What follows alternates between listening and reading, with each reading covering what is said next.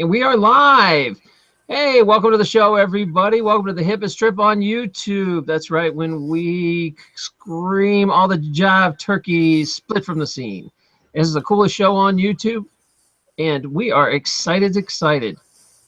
So today we're going to be talking about all kinds of stuff. We haven't really done a Mandela Effect show in a long time. I've kind of been, we talked about it here and there, and I honestly needed a break and to get into some other stuff because there's so many cool topics that are similar, and this month has been a lot of similar topics that tie to it. But as I said from the get-go, I'm not completely a Mandela Effect channel. I like to bounce around and whatever's on my mind and whatever I feel like talking about. Well, my Thursdays nights, I try to make sure we inject some. So tonight is going to be an old school Mandela chat out. We haven't done one in a while. So we're going to catch up with what's new. I'll have some of your favorites jump on at the end of this. But my featured guest tonight is Magi728. And we are going to learn all about him and his YouTube channel.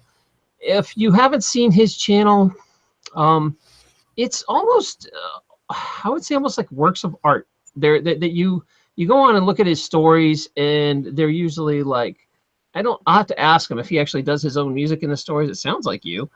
And then there'll be artful scenes and beautiful things and a message going across. So if you're more into a stylistic sort of experience with your Mandela Effect and other topics that are relating to spirituality, you'll dig his channel. So without further ado, I'm going to introduce Magi. Magi, why don't you step forward and tell us a little bit about yourself, about how did you get started on YouTube, and how did you get into the Mandela Effect? Give us your backstory for a bit. Well, first of all, Taryn, I'd like to thank you, and I feel honored to be on the show. My upbringing, I was raised a Catholic. My father was a very strict Catholic, and I had gotten into, he made sure I got into Bible study, because if you went to the public school system, you had to go to Bible studies. I had to go Mondays, 2 hours, Wednesdays and Saturdays before Mass. I went from first grade probably to the 8th, and then kind of went off into my own little journey. My mother, on the other hand, was a little more liberal. Sometimes, in that kind of an environment, I didn't always want to go to Bible studies, especially in the summer. The kids are out playing. You could, hear them from where I was in the classroom. But as I, reflect back, I'm glad that did happen in my life, because it got me on that path. And I used to have a friend that, even my younger age, had probably around 9th, 10th grade, had brought some books to me. And I actually went into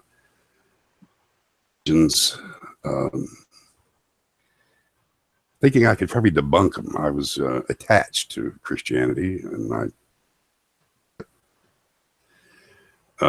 they're beautiful people too. Well, so you were let me help you here. You were raised Catholic, went through all the confirmation and classes and all that, and then you're talking about sacraments. As you get going in high school, you start going, well, maybe I should look around these other aspects of Christianity. Is that what you mean? No. Oh, okay. I missed what you were saying then. Go ahead. Continue. Other aspects of religion. Religion. What really started that was I had this desire to figure out, and it's a very small part in the Bible, that the wise men that come as kings in the scriptures, and I'll probably paraphrase, I'm not going to quote scripture, I'm sure those will understand, that they find this Messiah by following a star in the east. I'm sure we all heard the story or watched the Christmas story. But I don't know if a lot of people put the thought that I did into it, because to have kings come and bow before any infant, especially from another culture, it wasn't their culture. When you go back and read on these kings, they were from the Orient, from Persia. They are called Magi. That's what they were called. They brought the gifts, of course. We all know the Bible story, the Christmas story. And by going into that, I didn't even realize that was a religion at that time. So I had a friend that had brought by books called The Teachings of the Magi and writings on the prophet Zarathustra, a prophet from Persia. And like I said, I actually went into that in that first one. In that case, it was a desire to find out, but yet I was still in that Christian box and had a very hard time breaking out of that because it's something that just happens, I think, naturally. You know, you feel that you're whole, and I think you get locked in a box. And I did have this happen actually for a while. Each time I experienced a new religion, I would start getting attached. And I started realizing I have to break out of these molds if I really want to just study these different religions or philosophies, that I had to watch that I didn't get attached. As I got older, a couple of them really, you know, you start getting that feeling of I'm complete. You know, I found what I was looking for. And I think that rebirth or ascension or resurrection, in a spiritual way, it's always progressive. I started seeing that, and I started seeing all these connections in these religions. I didn't look for the negative. The negatives are easy to find. You could go in there and read any religion and start finding all kind of things that you don't agree on. It's not so easy to go in there and find those that you connect with. Because a lot of those religions that I studied, or at least the ones that I had studied, I had started seeing the same things that Christianity was saying. Not everything, but extreme connections. And the more I read, the more I studied. Even when I got into like, American Indians or Hopi Indian readings, I started falling away with these labels. Fell away with the labels. I think that's what causes a lot of the disunity or diversion, because people, I think, get attached to these labels. I really believe that. And if nothing else, it did for me. You know, it made me that way. So I can only tell my experience. No, I think a lot of people have gone on that path. I remember I did not grow up with religion, but I found it fascinating. And then in college, the first thing I took was comparative religion classes. I wanted to find out what the big hype, the deal was. And it was interesting to see all the different world religions and where they crossed over and where they divided. And especially, it was crazy to me that there were so many religions, like, different kinds of Judaism or Christianity that had so many different branches that were divided on what they believed. And I dig that you were on this self-search for, okay, what do they all have in common? Let's focus on the common things. Yes. And I still do. You know, and my search will continue. And that was my point of when we had mentioned Ascension. You know, to me, Ascension is a spiritual awakening. I don't think that awakening ever stops. I think it's infinitely progressive. And not only in this world, I think it's going to be the same in worlds to come. An example is, in nature, you see that progression. You know, the seed's planted, it germinates, it sprouts, it forms trunk, roots, branches, leaves, it blooms, and then it gives seeds. And I see that cycle in everything. And that's what I see. That I see a lot of the division comes from the attachment to where one may be at root or one may be in the embryo stage. Is that the other person's in maybe the adolescent stage of their spiritual growth. And there's going to be that disunity, you know, until we learn to respect, or at least, have some tolerance towards where everybody is on their path. I spent years on these old message boards. I don't know if you know about them or not. The old BBCs, the IR. Yeah, man, I mean, they were, you'd go on there, be, 2,000 people on there, and you're in little groups debating. And I'll give you an example. I had gotten into a religion called the Baha'i Faith, and I was becoming attached, but I wanted to share that. And as soon as I shared it, I went back a couple of days later and it said, "Warning, Magi is a Baha'i." I thought, I'm a Baha'i, I'm studying it. I hadn't even really gotten into it that much. I was just wanting to share. And then I found other boards that were way much more acceptable and would allow others. And I tried to, go to those. And we would bring everybody on. I went to a certain board that the woman was actually an evangelical pastor, but she allowed everybody. And as long as you kept decent and respectful, you know, you didn't get banned or put in the penalty box. And I learned a lot on my own. Like I said, I'm far from perfect, but I did learn to fellowship and communicate and sit back and know when to listen. And I don't mean this in a negative way, but you really can't start fellowship out with, I don't believe what you believe, you're going to hell. And not by everybody. You know, I don't know why someone would think you could start fellowship out coming from that angle. You know, when we would invite these people on, and we never booted them for that. We tried to walk them in, ask them to show some respect, and it came from other religions as well, not just. I think that's a difficult thing, because I know in my own world here that I try to be very respectful of everybody's religious views, and I try to make them all feel welcome, even when they don't disagree. I still try to focus on what we have in common, but sometimes it's hard because the very base of their religion is anti this or anti that, and I think it is a test in compassion, you know, to be like, okay, yes, I'm gonna let you say this, but let's keep going. And sometimes I lose my patience with it. I still haven't, I sure as heck haven't mastered compassion. I'm working on it, you know. Neither have I, and that was my point. And I hope that you don't mind. I had been on Discourse. I've never met more beautiful people back there. Based on the message board that I was on, they're much more opening. And even if I'm just like you, I still go negative sometimes. I think we all do. We're all human. I try not to. And I will say one thing, Taryn, I don't want to forget. One thing I did learn is that as long as you acknowledge it, you know, if you think that you're right, as an example, that's okay. I understand the people on that path. I've learned to do that.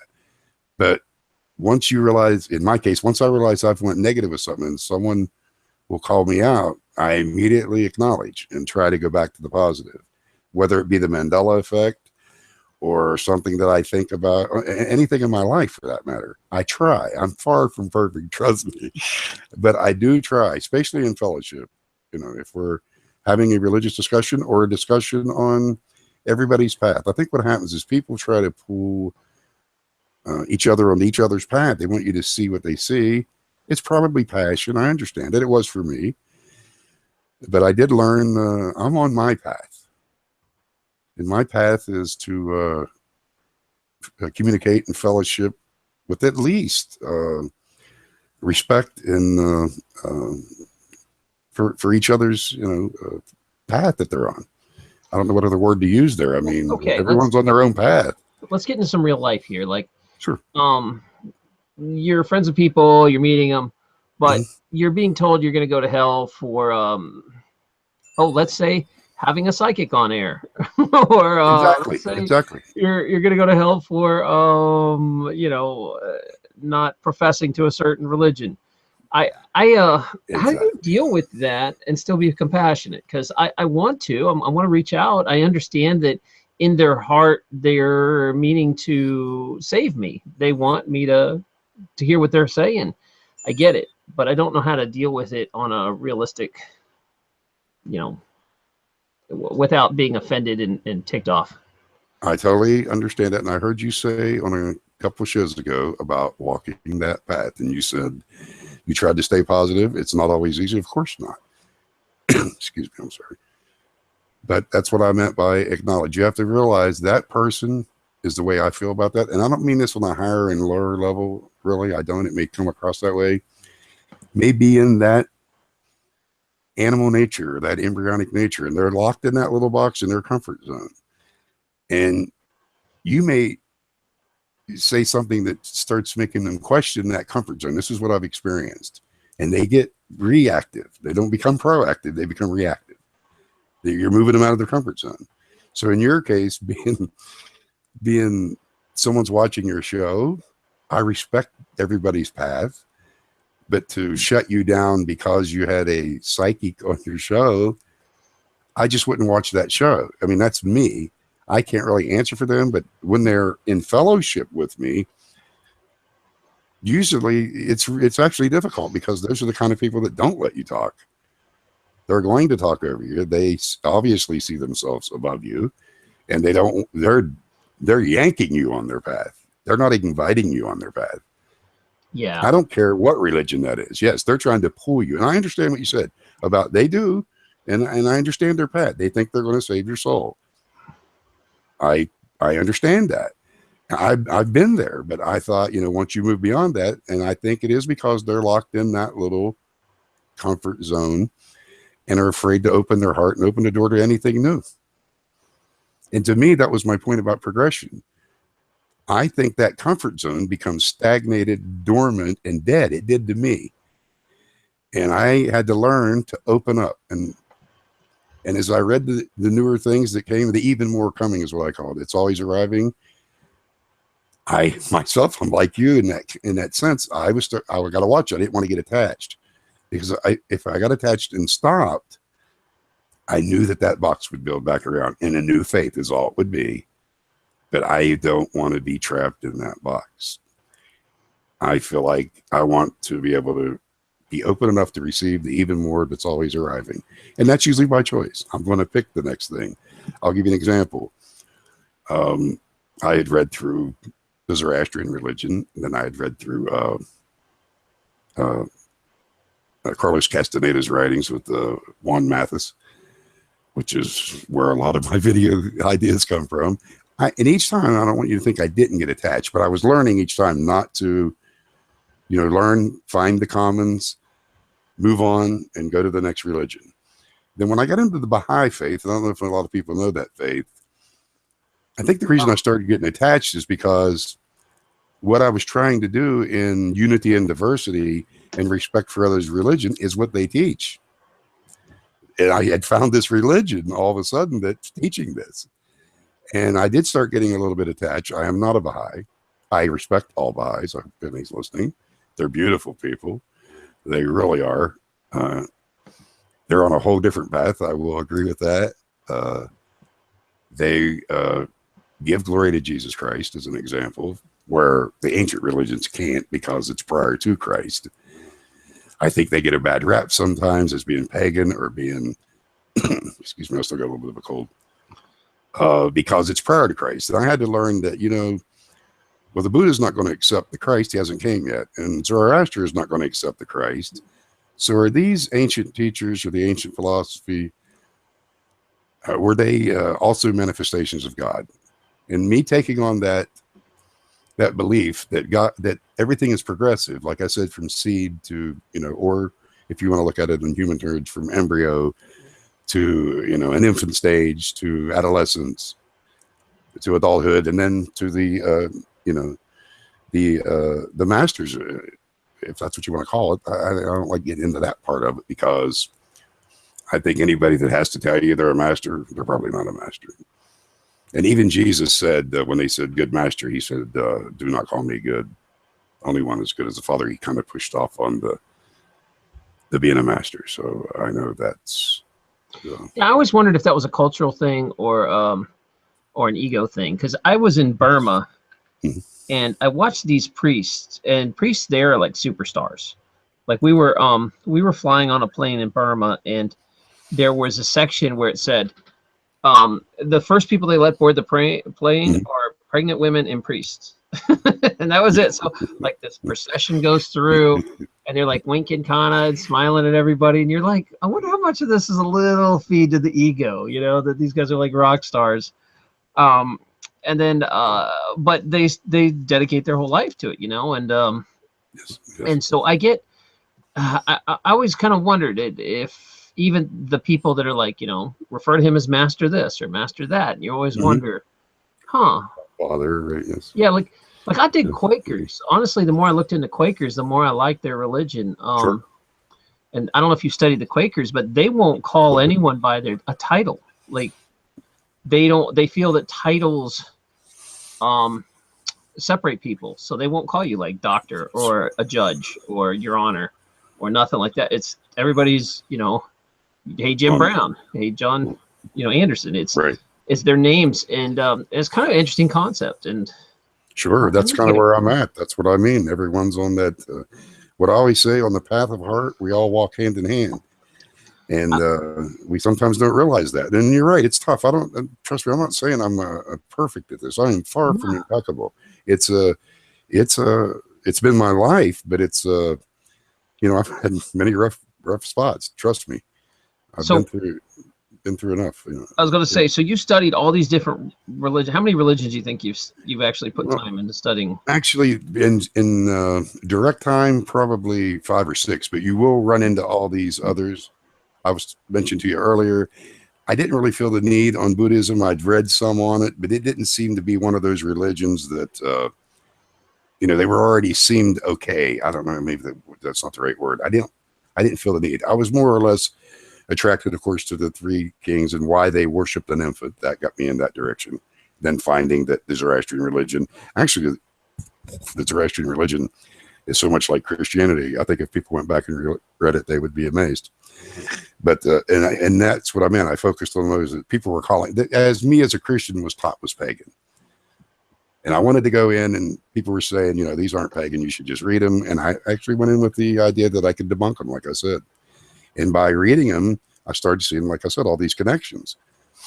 And I did see the division, but I noticed when I focused on going into the positives, the negatives kind of seemed to be more of the law or the traditions or the dogma. The cultural junk that went with it. Yes, not the message. The message was still doing to others, was still the God's name might be there. And I don't even like getting into labels anymore now in my older life, because I think labels do the same thing. You know. Oh, I'm sorry. Go ahead. I'm sorry, go ahead. But no, you go ahead, because I don't want to ramble. No. Go ahead. I'm going to shift gears. So go ahead. But the only thing I wanted to say is the same thing with labels. I think labels cause division.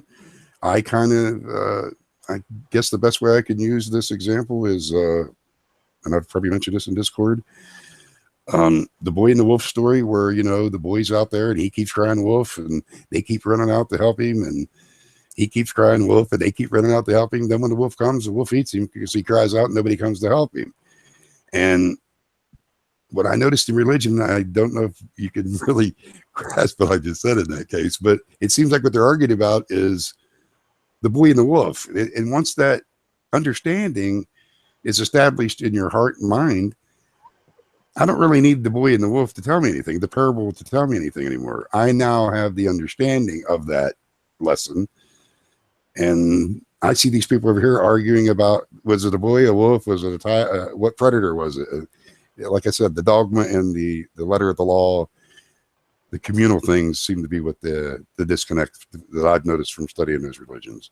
The religions I've studied, probably 5 deeply, and then a lot of those blend in, because as you're studying those, you'll find that you'll run through the others. Yes. Well, let's get down to the topic of tonight, is the Mandela Effect. Now, how many of these religions predict a shift in realities, or something like what we're seeing now? Well, I mean, I see it in all of them. Like I said, when you see the connections, I definitely seen it in the Mayan ones. I seen it near 2012. I've seen the 5th world, the Hopis, and the 4th world and the 5th world of the Hopi. Now that I think back, I had kind of gotten away from some religion, because just right before that I was into the Nibiru thing and the Sumerians, but I see it there. I see it in Christianity, I think, if you really look. You know, they're waiting the second coming. I don't know, are we experiencing a early stages of an awakening, of a spiritual awakening or ascension? I'm just like everybody else with this Mandela Effect thing now. I'm throwing ideas all around. I do want to stay positive, though. It shook me just as well as it shook everybody else. But I think if we embrace the changes and come together, which it's going to come, it seems to be hitting people from every angle, Christians, science, people from all directions. So I think that's what puts us in this group. We have to learn again, not to, you know, that's where I felt that they stand positive, and, you know, not calling each other out, saying, I found myself doing this. Well, that wasn't a Mandela Effect for me when I first discovered it. Then I had to sit back and think, well, wait a minute. You know, everyone's not seeing some of these changes that I'm seeing. So I have to give that person that same respect that I learned in how to fellowship. That, you know, maybe that isn't a negative thing, or maybe that shifts for that person. And I'm not seeing that one. So I try to apply that to everything I do, you know, stay positive and give them at least the respect. You know, I've heard people say, as an example, Moses has horns now. I knew that years ago, but just because it wasn't an effect for me, I still have to respect the person that obviously didn't see that. And maybe it was a shift for them. Maybe I can't answer that question. Yeah, it's weird because I feel like there's shifts for some people and others are not. And sure, there's going to be some people that just have bad memories that never really noticed. I agree with that. But I remember the Moses having horns thing because I grew up in a school and we had kind of like a little more Southern kid in there, and he was messing with my, like there was a Jewish kid in our class, and he was looking through his curls and going, I don't understand. I don't see any horns. He was dead serious that his parents told him that Jews have horns. Yeah. And he was like looking for horns. And I remember thinking how strange that was, that that came across to a little kid. And, you know, when you tell a little kid, they think it's the truth. They really think there's horns on a, you know, a Jewish person. Yeah. And so I remember that, but I don't remember Moses having horns. But obviously that story must have had to do with that. I mean, a statue. Where would that come from? It's a statue somewhere, and I'm just saying. I recall. That's why I don't even know that much about it. I recall it. I don't think nothing of it. But again, I don't. Again, I'll give you another example. I watched a few when they were doing Bible changes. I was seeing some of those, and I was seeing some on my own. I went back and started reading my Bible, and was actually didn't want someone like implanting that thought maybe in my head. So I started reading and found plenty that way. Some that just did not seem right. And then I seen people giving some that I didn't think were. And that's what I meant. I had to bite my tongue because I had to give them that respect. Just because I didn't see it didn't mean that it didn't shift for them. It was easy for me to say that wasn't really a Mandela effect. Well, it wasn't for me, obviously, but very possible for them. Because I shared mine and people were saying, well, I don't remember that. Yeah, I wanted that same respect. You know, I thought, well, right. I felt it was that way, and I do agree with you on the memory thing. But let me tell you something, Taryn. What I feel about that, it only takes one.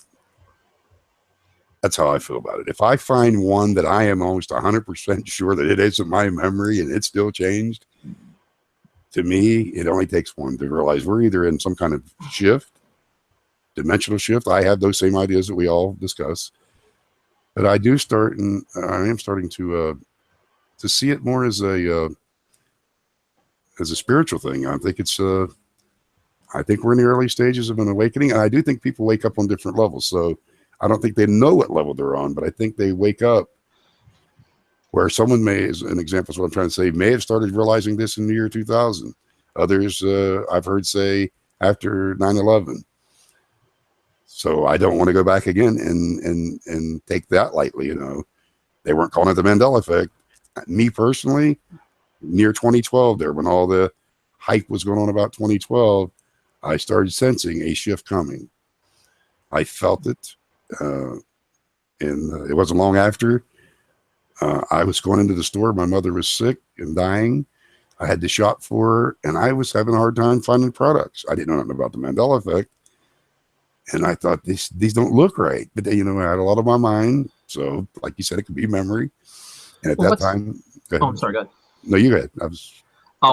What I'm starting to figure out, and on a lot of the communities figuring out, is if we did shift over from different realities, that means no one's right or wrong. Both people are right. Yeah, exactly. There is a reality where Moses had horns, and there is a reality where he didn't have horns.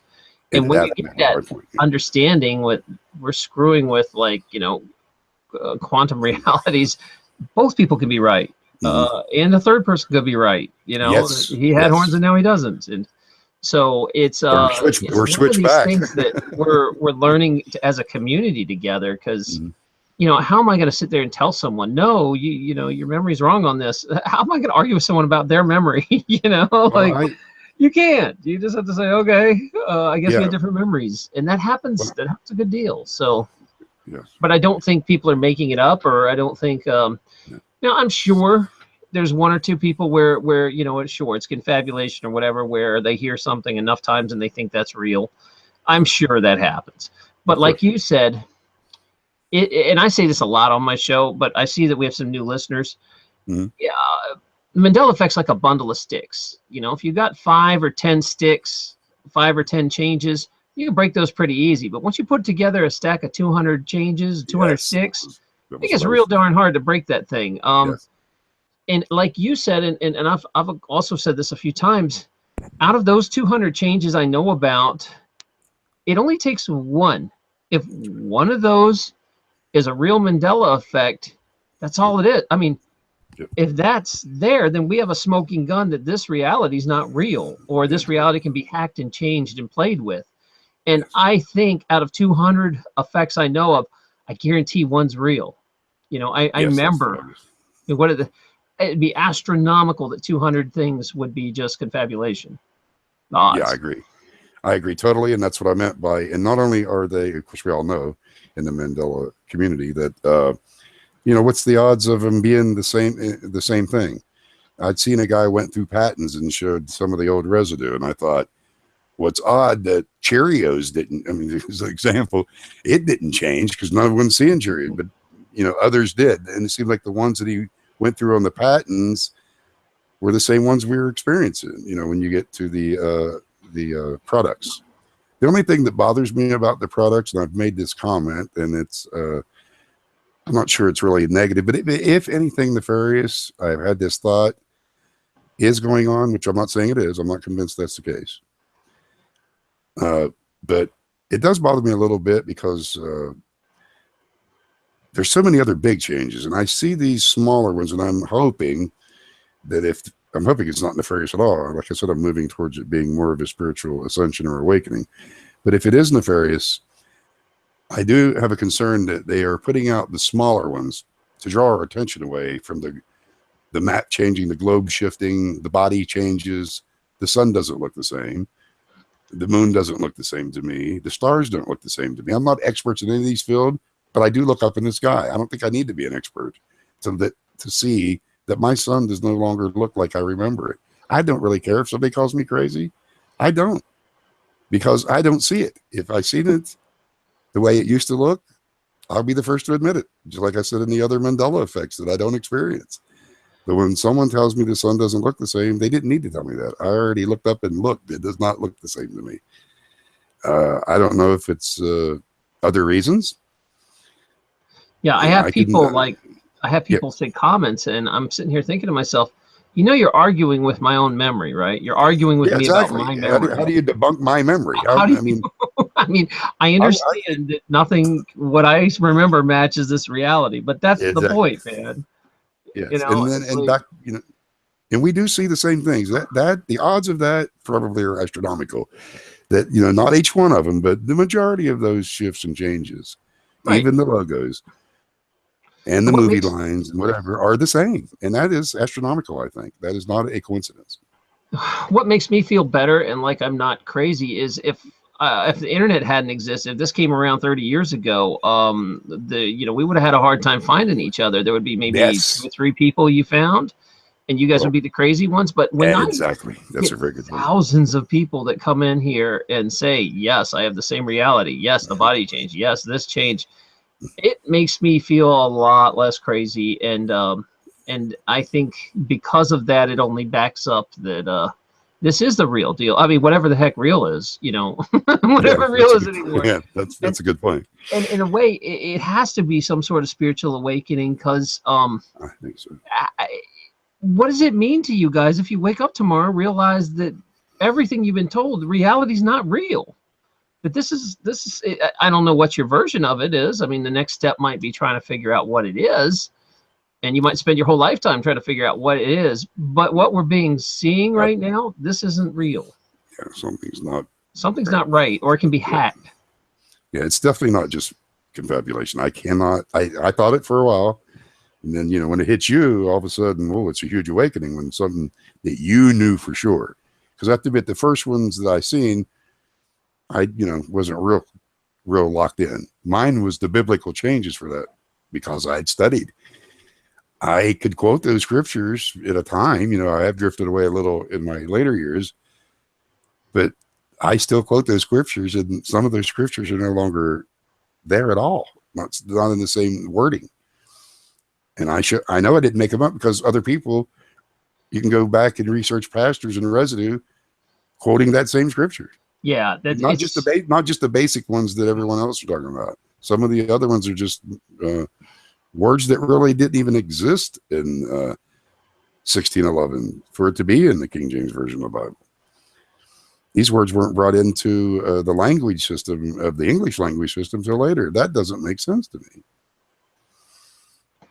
How could couch possibly be in the 1611 version of the King James when the word couch, if you research it, or aliens or unicorns, and everything else that's great these days. Then that brings me back to the old message board. Stuff.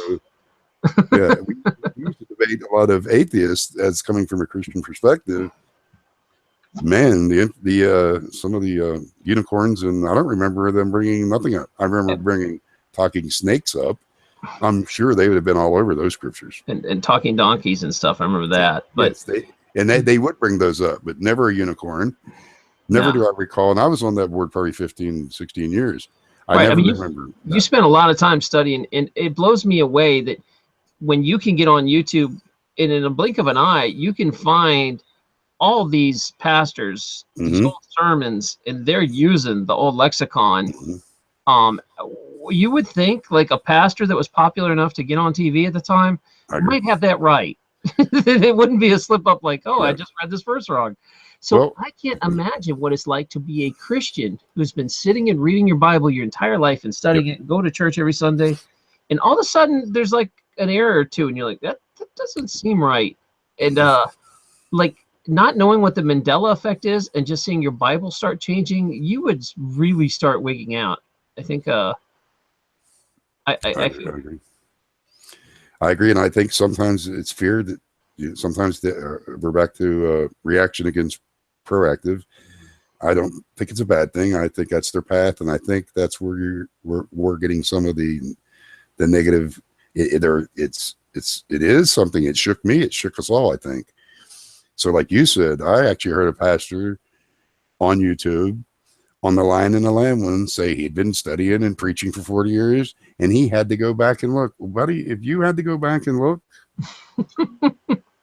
and I'm just somebody that studied religion, you've been up there every Sunday, maybe Tuesdays, and and you actually, that was an eye-opener for me, just that one pastor saying that. I had listened to this pastor prior to that. Now, he still defended, well, obviously it was always that. And the only thing that bothered me there, I'd watched him prior, and he kept saying when the 4 blood moons and the CERN, was letting demons through the dimensions, and was preparing to me his flock for something big ready to happen. Next thing I know, 8 months, 6 months later, I started hearing about the Mandela Effect, and he was against the Mandela Effect. Yet, like I said, he went back and said he had to go look up a scripture that he's been preaching, which is a very common scripture. I'm not even going to bring it up because I don't want to be too negative about it. But the point was, the man made his point. He had to go look. That was enough for me to say he should have been sure. If I had been, when I get to the point where I've studied the body for 45 years, and someone asked me a question of, hey, is the liver on the left side or the right side? I don't need to go look. I'm pretty sure I know where that is. That's a very, very good point. You would think you kind of got especially popular verses like that, you would have those things down in your sleep. Now, there are still, the body's extremely complicated. People will ask me a question sometimes, and it'll be like, I don't know. I need to go look that up. I don't know everything. You can spend your whole life and not know everything that's going on in there. Well, you made a perfect example by saying kidney, because that one, is similar. Some of these scriptures are the ones that obviously he knew it, and he had to go look it up, because actually he obviously was admitting he too thought it was that way. Meaning, if he didn't have the Bible in front of him, I'm sure he's made that quote. Yeah. The way, obviously, that's what he was admitting, and that's his path, and I'm not judging him. And I'm not No, even no. judging him for not coming out. I understand that he shook, you know. It is got to be really screwy with, someone Sure. that doesn't know about Yeah. it. Yeah, I And at understand. least there is a large Christian community that is focused on this and talking about this. And I've even had Christian guests come on here. They're always invited on, but they usually don't come on.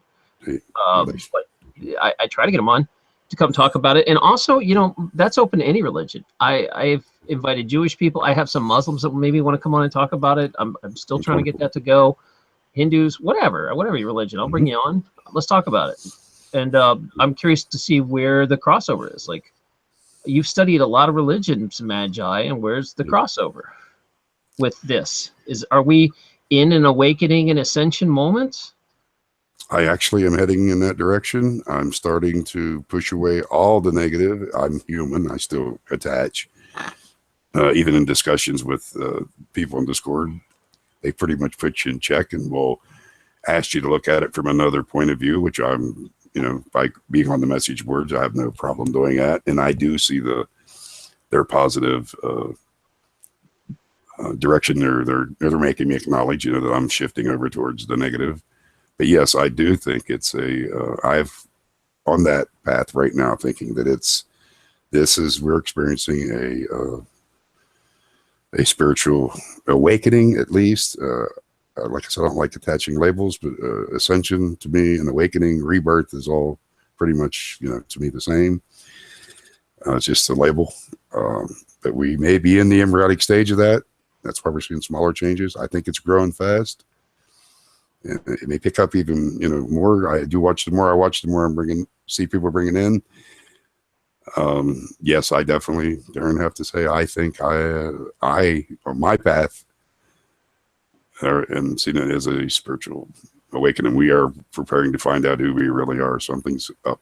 And I don't think it's 10 years down the road. I really don't. That's definitely my opinion, only my opinion. No, I think it's a lot closer than what people think. Do most religions have some sort of rapture event?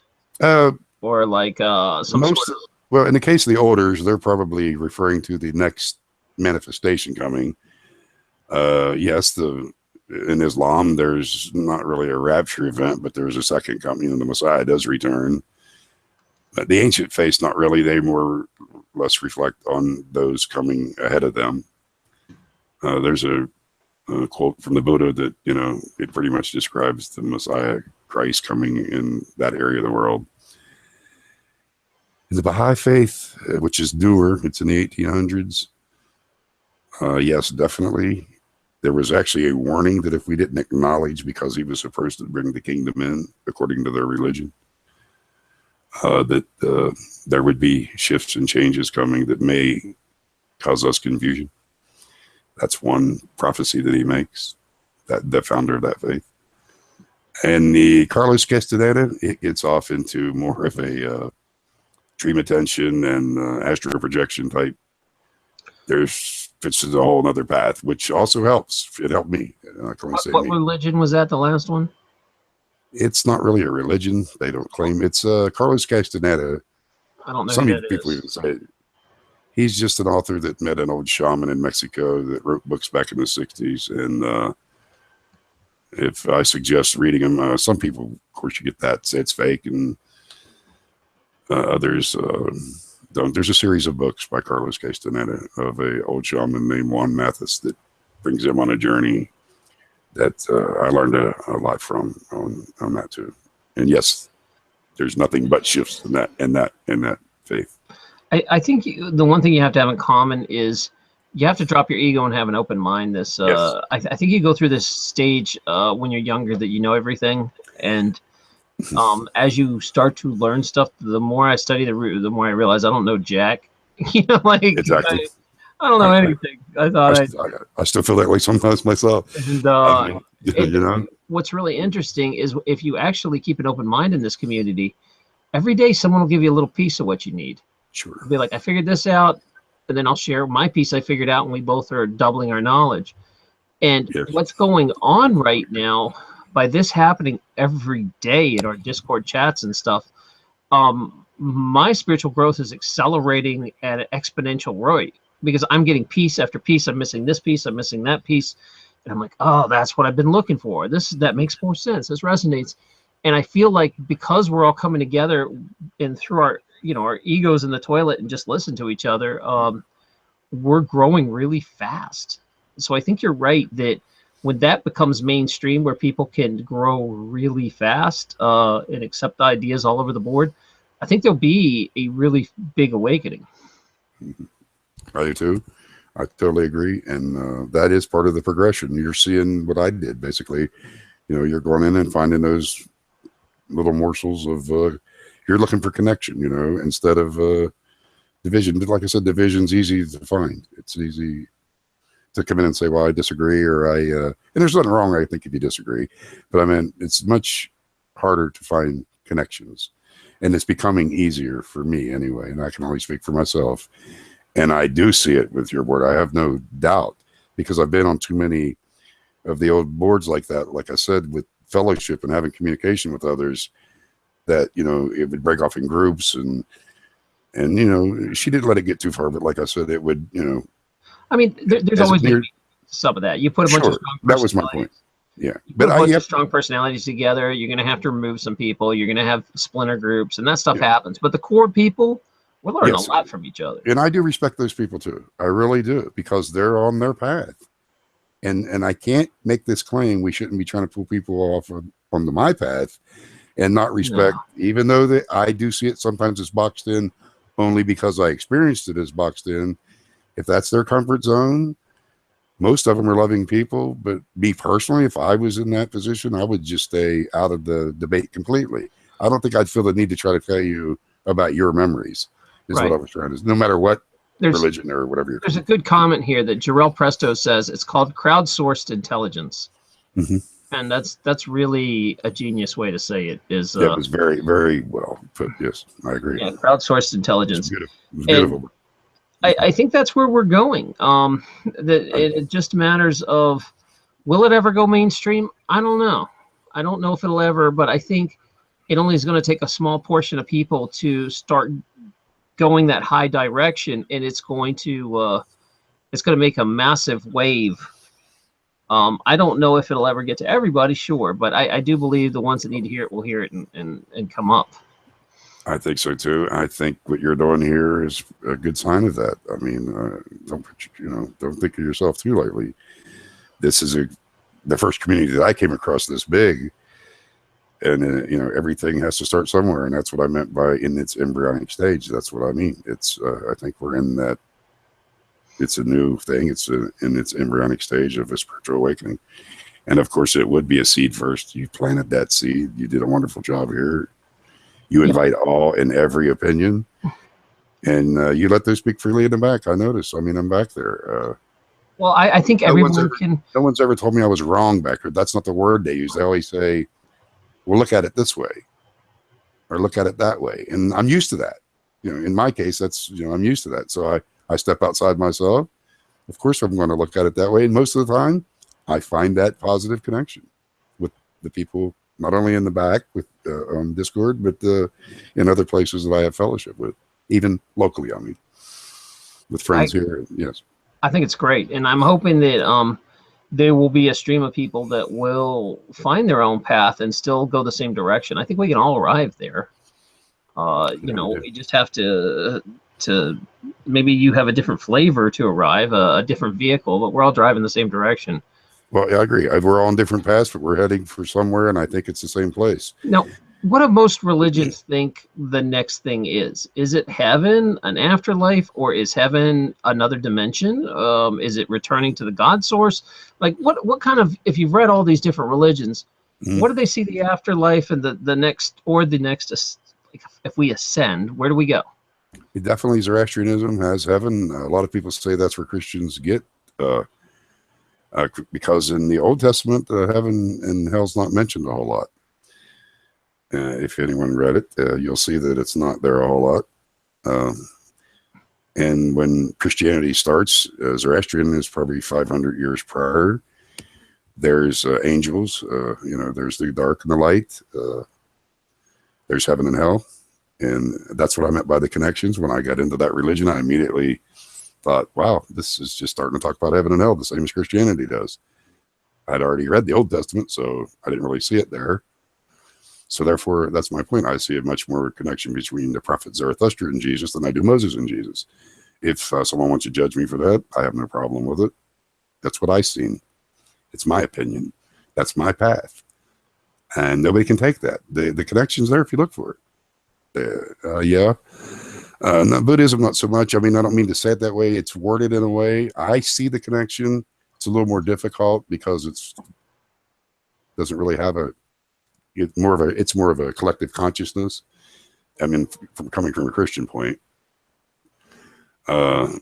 Islam, yes, I see it.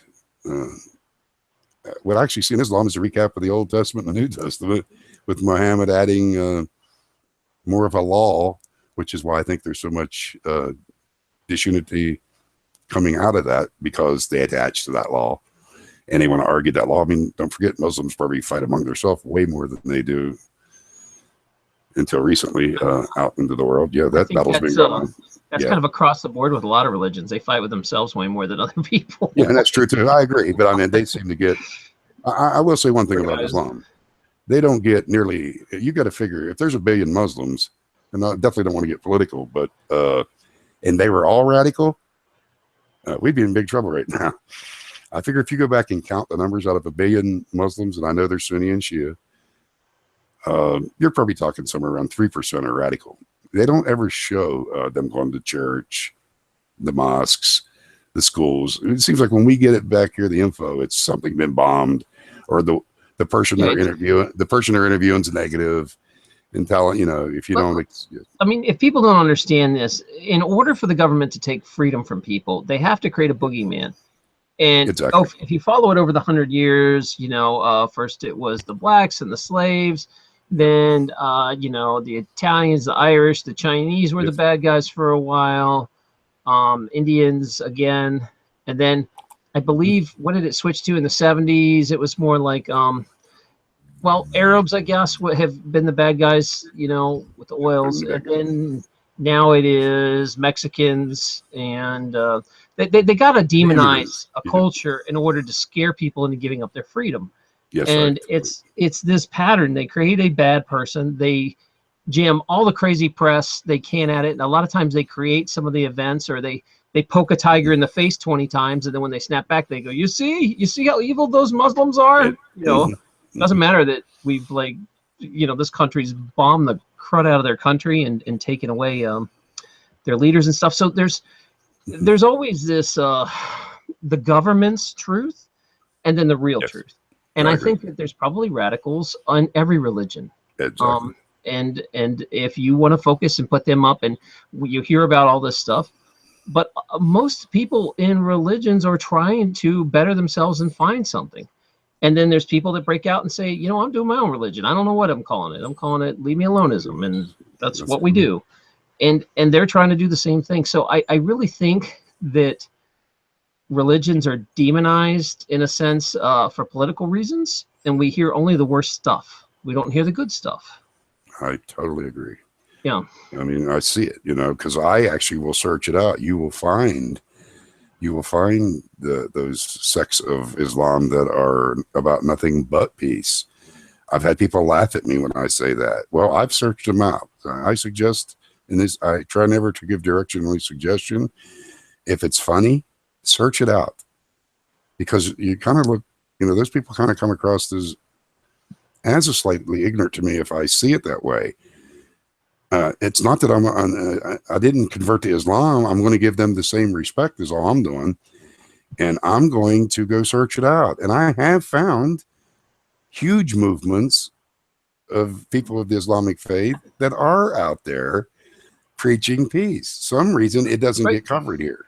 I have people emailing me who are Islam, and they're taking, let's talk about the Mandela Effect, and they want to be part of this conversation. Of course. I'm sure they're experiencing it like everybody else. And so of course, I'm the kind of guy that's like, come on, man, let's talk about it. So it's wonderful. I don't want to be so close-minded that just because you're labeled with another religion that, I always leave my door open.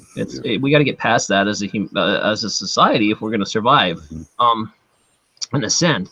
Now, Marlena has a question. She's saying physical ascension is your body going through the vibrations of changing. heightening your psychic and other gifts we all have. So she wanted me to make a distinction between physical ascension and spiritual ascension. Do you agree with that? Do you think there's a distinction, or does it all happen together? Or what? I honestly think it all happens differently for each individual, but I have no problem agreeing with that. But a distinction, I see it. So many people describing it different ways, and I see them all connected. So it kind of becomes very difficult for me to say distinction because I see it connected. That's just me. That's my opinion. I'm not saying that's right, wrong, whatever. That's all I see. I don't disagree with Marlena. But I do see it connected. I think he's also talking that as a lot of people believe in the ME community that we're physically changing. Our DNA is getting rewrote by higher vibrations, and there's new signals coming in, and we're actually evolving. Now that to me would still be spiritual though. I'm sorry, even though it's maybe manifested in this. I don't think you can separate the physical and the spiritual very easily. I see that. Then if that's the way you're looking at that, I would say it's still spiritual, but it's being manifested in the physical. If you're starting to see physical changes, no different than if you have a vision or whatever, see an angel. It's something that you actually see in the physical, people say, but it's a spiritual thing. Yeah, that's as good as I can go with that one. Okay, she's happy with that answer. Okay. She's responding, and I'm trying to feed in questions as they come in. I'll do my best. Okay, go ahead and finish what you want to say, because we got about 5 minutes left on any topic you want, Magi, and then I'm going to bring in the other panelists. I probably won't take 5 minutes. So I would like to see them come in. I love fellowship, and I like to hear what others say. But I think I would just end on we could just stay positive and learn to fellowship and learn to respect each other.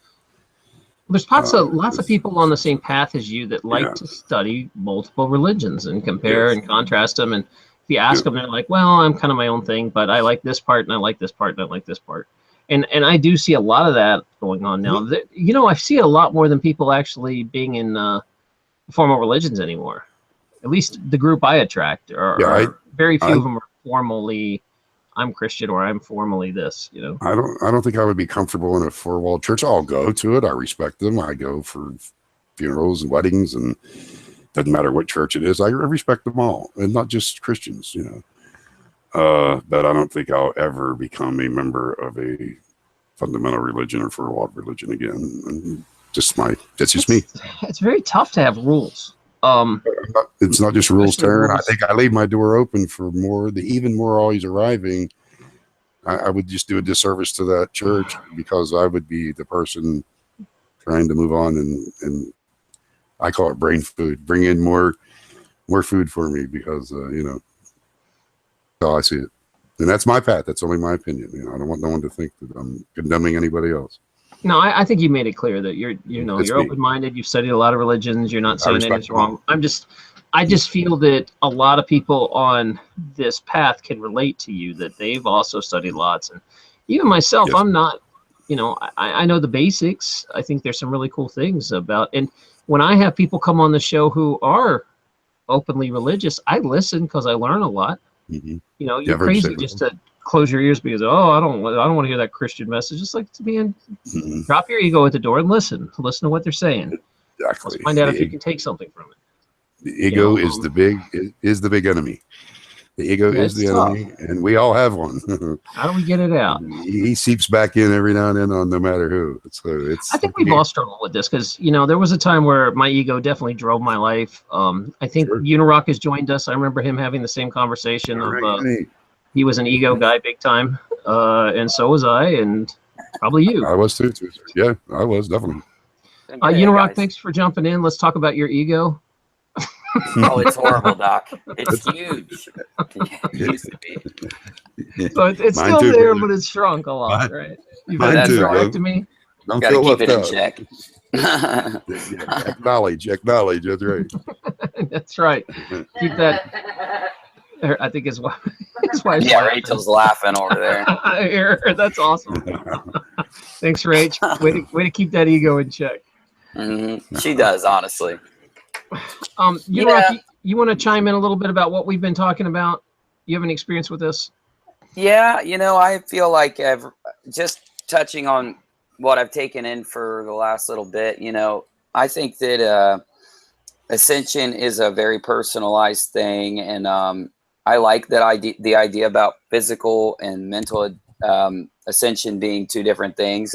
I haven't looked at it like that before. I'll have to give that some thought, but yeah, and I feel like the more we all ascend, the more we kind of, me personally, the more I have ascended. I got to keep my ego in check even when I say that, but I feel like the more I ascend, the more I have to keep the easier feelings, or the easier, I think that having your ego just out there, just doing what it wants all the time is a natural and easy thing. So I feel that the more I've made progress in my life, the more I've learned to keep that down. Because ego is just like your sense of yourself coming out of you, and if you're gonna mesh with other people, yeah, I feel like it's a good thing to keep that part of you in check. But that's where I'm at, Doc. So hey, that's all I got so far.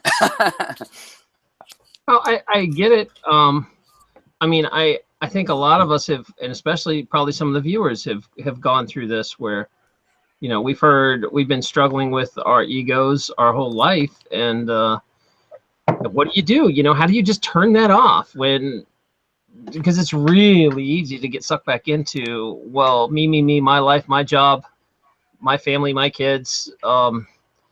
It's easy to do that. And part of the message I preach all the time is, hey man, drop out of society and focus on what the love around you. Try to create your own reality. And I know that can come across sometimes as an ego-driven message, like you only care about yourself, and it's like, no, care about others, but try to change what you can actually change in this life. Focus on positive little things you can do right around you. It's a good way to start. We have been joined by our lady panelist, Burma. Burma, you want to go ahead and give us your 2 cents on all this? Where you at? And you got to unmute yourself. Can you hear me? Yeah, you're good to go. We lock in on you. I got my chair right, so I'm a good height now. Not so low anymore. Yeah, no, I've been on that path now for a while, about just being more spiritual and being more loving, and it's tough, man. And the ego, it can get you. You got to be careful. It'll drive right back in there as much as you work on it, but it's all a process of learning and growing. And Magi, you're the man. You're the man. Yeah, for sure. Seriously. No way. No, you have this certain, I don't know if anybody else picks up on it, but this energy about you, and you're wise. You're very wise beyond your years. So thank you for that, because I think it helps everybody out. It helps everybody out to grow. That's what we're all here for. You're welcome. But I think we are all teachers, and we're all teachers of each other. Definitely. So I'm just giving you a little hey, because thank you for sharing information. That's what I call it, sharing. Absolutely. We're all sharing. Yes. A Vegan Warrior has now joined us, and Vegan, if you want to catch up on this, give us your 2 cents on what you've heard so far. Well, I just want his voice. If I can have his voice, I'll be a beast. I love his voice. Yeah. Oh my goodness, man. Right? I know. Yeah, I bet you've heard that all your life, huh? Yes. He's got a radio voice. It's awesome. The ladies love it. The ladies love it. I can't believe you're not making a living at home, like doing audiobooks or something. Right? Crazy. Voiceovers. Yeah. You could be making a lot. You're giving me some ideas for when I retire. Yeah. I actually have some friends. It's not a joke that just like completely.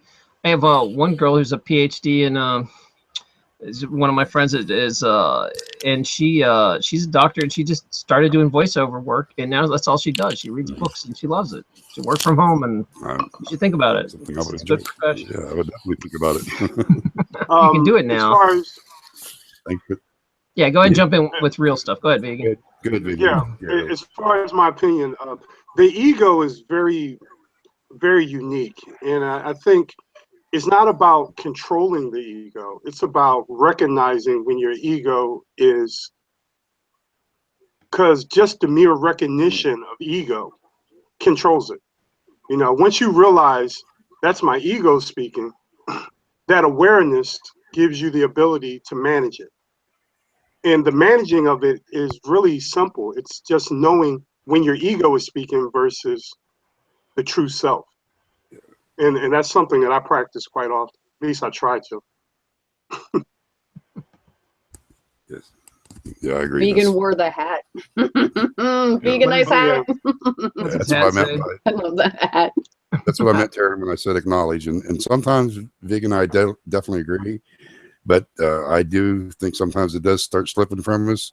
And on Discord, which is a beautiful place, they will check. They'll check it for you, you know, which is good. Absolutely. You need that, yeah. Or I should say Absolutely. I need that, yeah. Don't we all, Magi? We all need Yeah, that. yeah, because you know we've been back there. We've been having wonderful discussions. Sometimes we all drift into the negative because, especially on the Mandela Effect, we don't know exactly what's going on there. I am on that path, thinking it's a, and I'm pretty confident of it that we're experiencing a spiritual awakening or an ascension. But I still drift back into those. You know, when I see something new, like I said, my door's always open in my heart, and I'm always going to receive that information. And if sometimes it comes back a little like something nefarious is going or something negative, and I gotta, you know, I want to stay positive with it. So embrace the changes is what I feel. I think you need to go through it, though. You know what I mean? Yeah. What else can we do about it except, you know, you're gonna come down sometimes, and then don't like. I think we have to make sure that that's a process about this all too. We just can't stay there for too long. You know. Yes, that's exactly right. You got to move on, because like me and Uni were talking the other night, and I immediately started going back into. I went through the CERN experience. I seen the Shiva Navarada outside. Well, I've already studied that religion, so I don't see that as evil. I seen what was it? They had some kind of thing on YouTube. I don't know if it was fake or not, about a sacrifice. To me, those could be props trying to make it more negative. I don't know, and I don't know if it is. I just try to stay focused on the positive. That's all I can say. It's what I try to do. That's just for me. But I think it does pull us down into the negative sometimes, and we need that check. Absolutely. Yeah, it's all Sorry about if you guys hear my cat in the background. She's sitting next to me, meowing at me. That's okay. We love kitties. Well, you know, they understand. It's like they know you're on video, and they're like, "Hey, you got to pay attention to me." Exactly. Nice cat on the head. Yeah, Oh, I think that, like, you know, the negative part when it comes to Mandela or any of the things we look at, it's a little bit contagious. I don't mean contagious in a necessarily bad way. I think the more that you go into the fear of it, the more exciting it is, and it has that kind of like quality about it, you know, that you end up liking it. You need your suspense fix when it comes to some of these conspiracies, is how like it gets me. So yeah, it's actually hard to check that part of yourself also too, in my experience. And I'm always looking for new ways to kind of deal with that better. So talking. Well, I don't want you to helps. Don't mistake in my case, I don't mean a mistake, but you know, we want to search those things out, because there is that possibility still that something nefarious is going on. I mean, true. You know, yes. I mean, I don't see a thing wrong with that. And of course, when investigating those things, you're going to run across. I don't really see that as negative. You're actually just looking up the information, and then you're going to come to your own conclusion. I think we mentioned it the other night. You know, when I first started looking into CERN, and it was getting a bad rap, and maybe it needs to get a bad rap. I have no idea, but you know, I had to step outside myself and say, well, what if something was getting ready to happen, and CERN stepped in and tried to help us? What if a catastrophe was going to take place, and they brought all the top scientists in, and there's where I try to stay on the positive. What if, you know, they did everything they could to get us out of the way of a catastrophe going to happen, and now there's physical residue, because everything's done on trial and error in science. or in any biology or chemistry. And okay, well, we moved everything out of the path of the destruction, but this is the results of it. There's some residue. Yeah, of course, that's ran through my mind. I don't see that as negative. I mean, you're investigating. I think everybody should have that self-investigation of truth. Everybody has their own path. I'll give you an example. I watched a vegan show the day on the health, and this, it was amazing. There were some simple things there. He said, because I need to get back on my diet, vegan, by the way. I definitely went off, but I heard you tell. We all do. We all do. Yes, to the simple factor. It was very simple too. Someone may even laugh because when you said replace that cookie or chocolate, which I'm not a big sweet eater, but in that the thought that you would give me with a grape or an apple, I know that sounds so simple, and when you said that it may take away that craving, I'm not a big sweet eater, so sugar's not one of my bigger problems. Mine's more bread. But I was listening to that show and I was trying to apply it to my path, and what would comfort me in those foods that I know is causing me to gain weight besides not exercising properly. And I definitely got a lot from that show. It was wonderful. All your shows. I've watched several of your live streams and Uni's, yours too. Thanks, definitely, buddy. guys. And we all need to stay together, I think. Mm-hmm.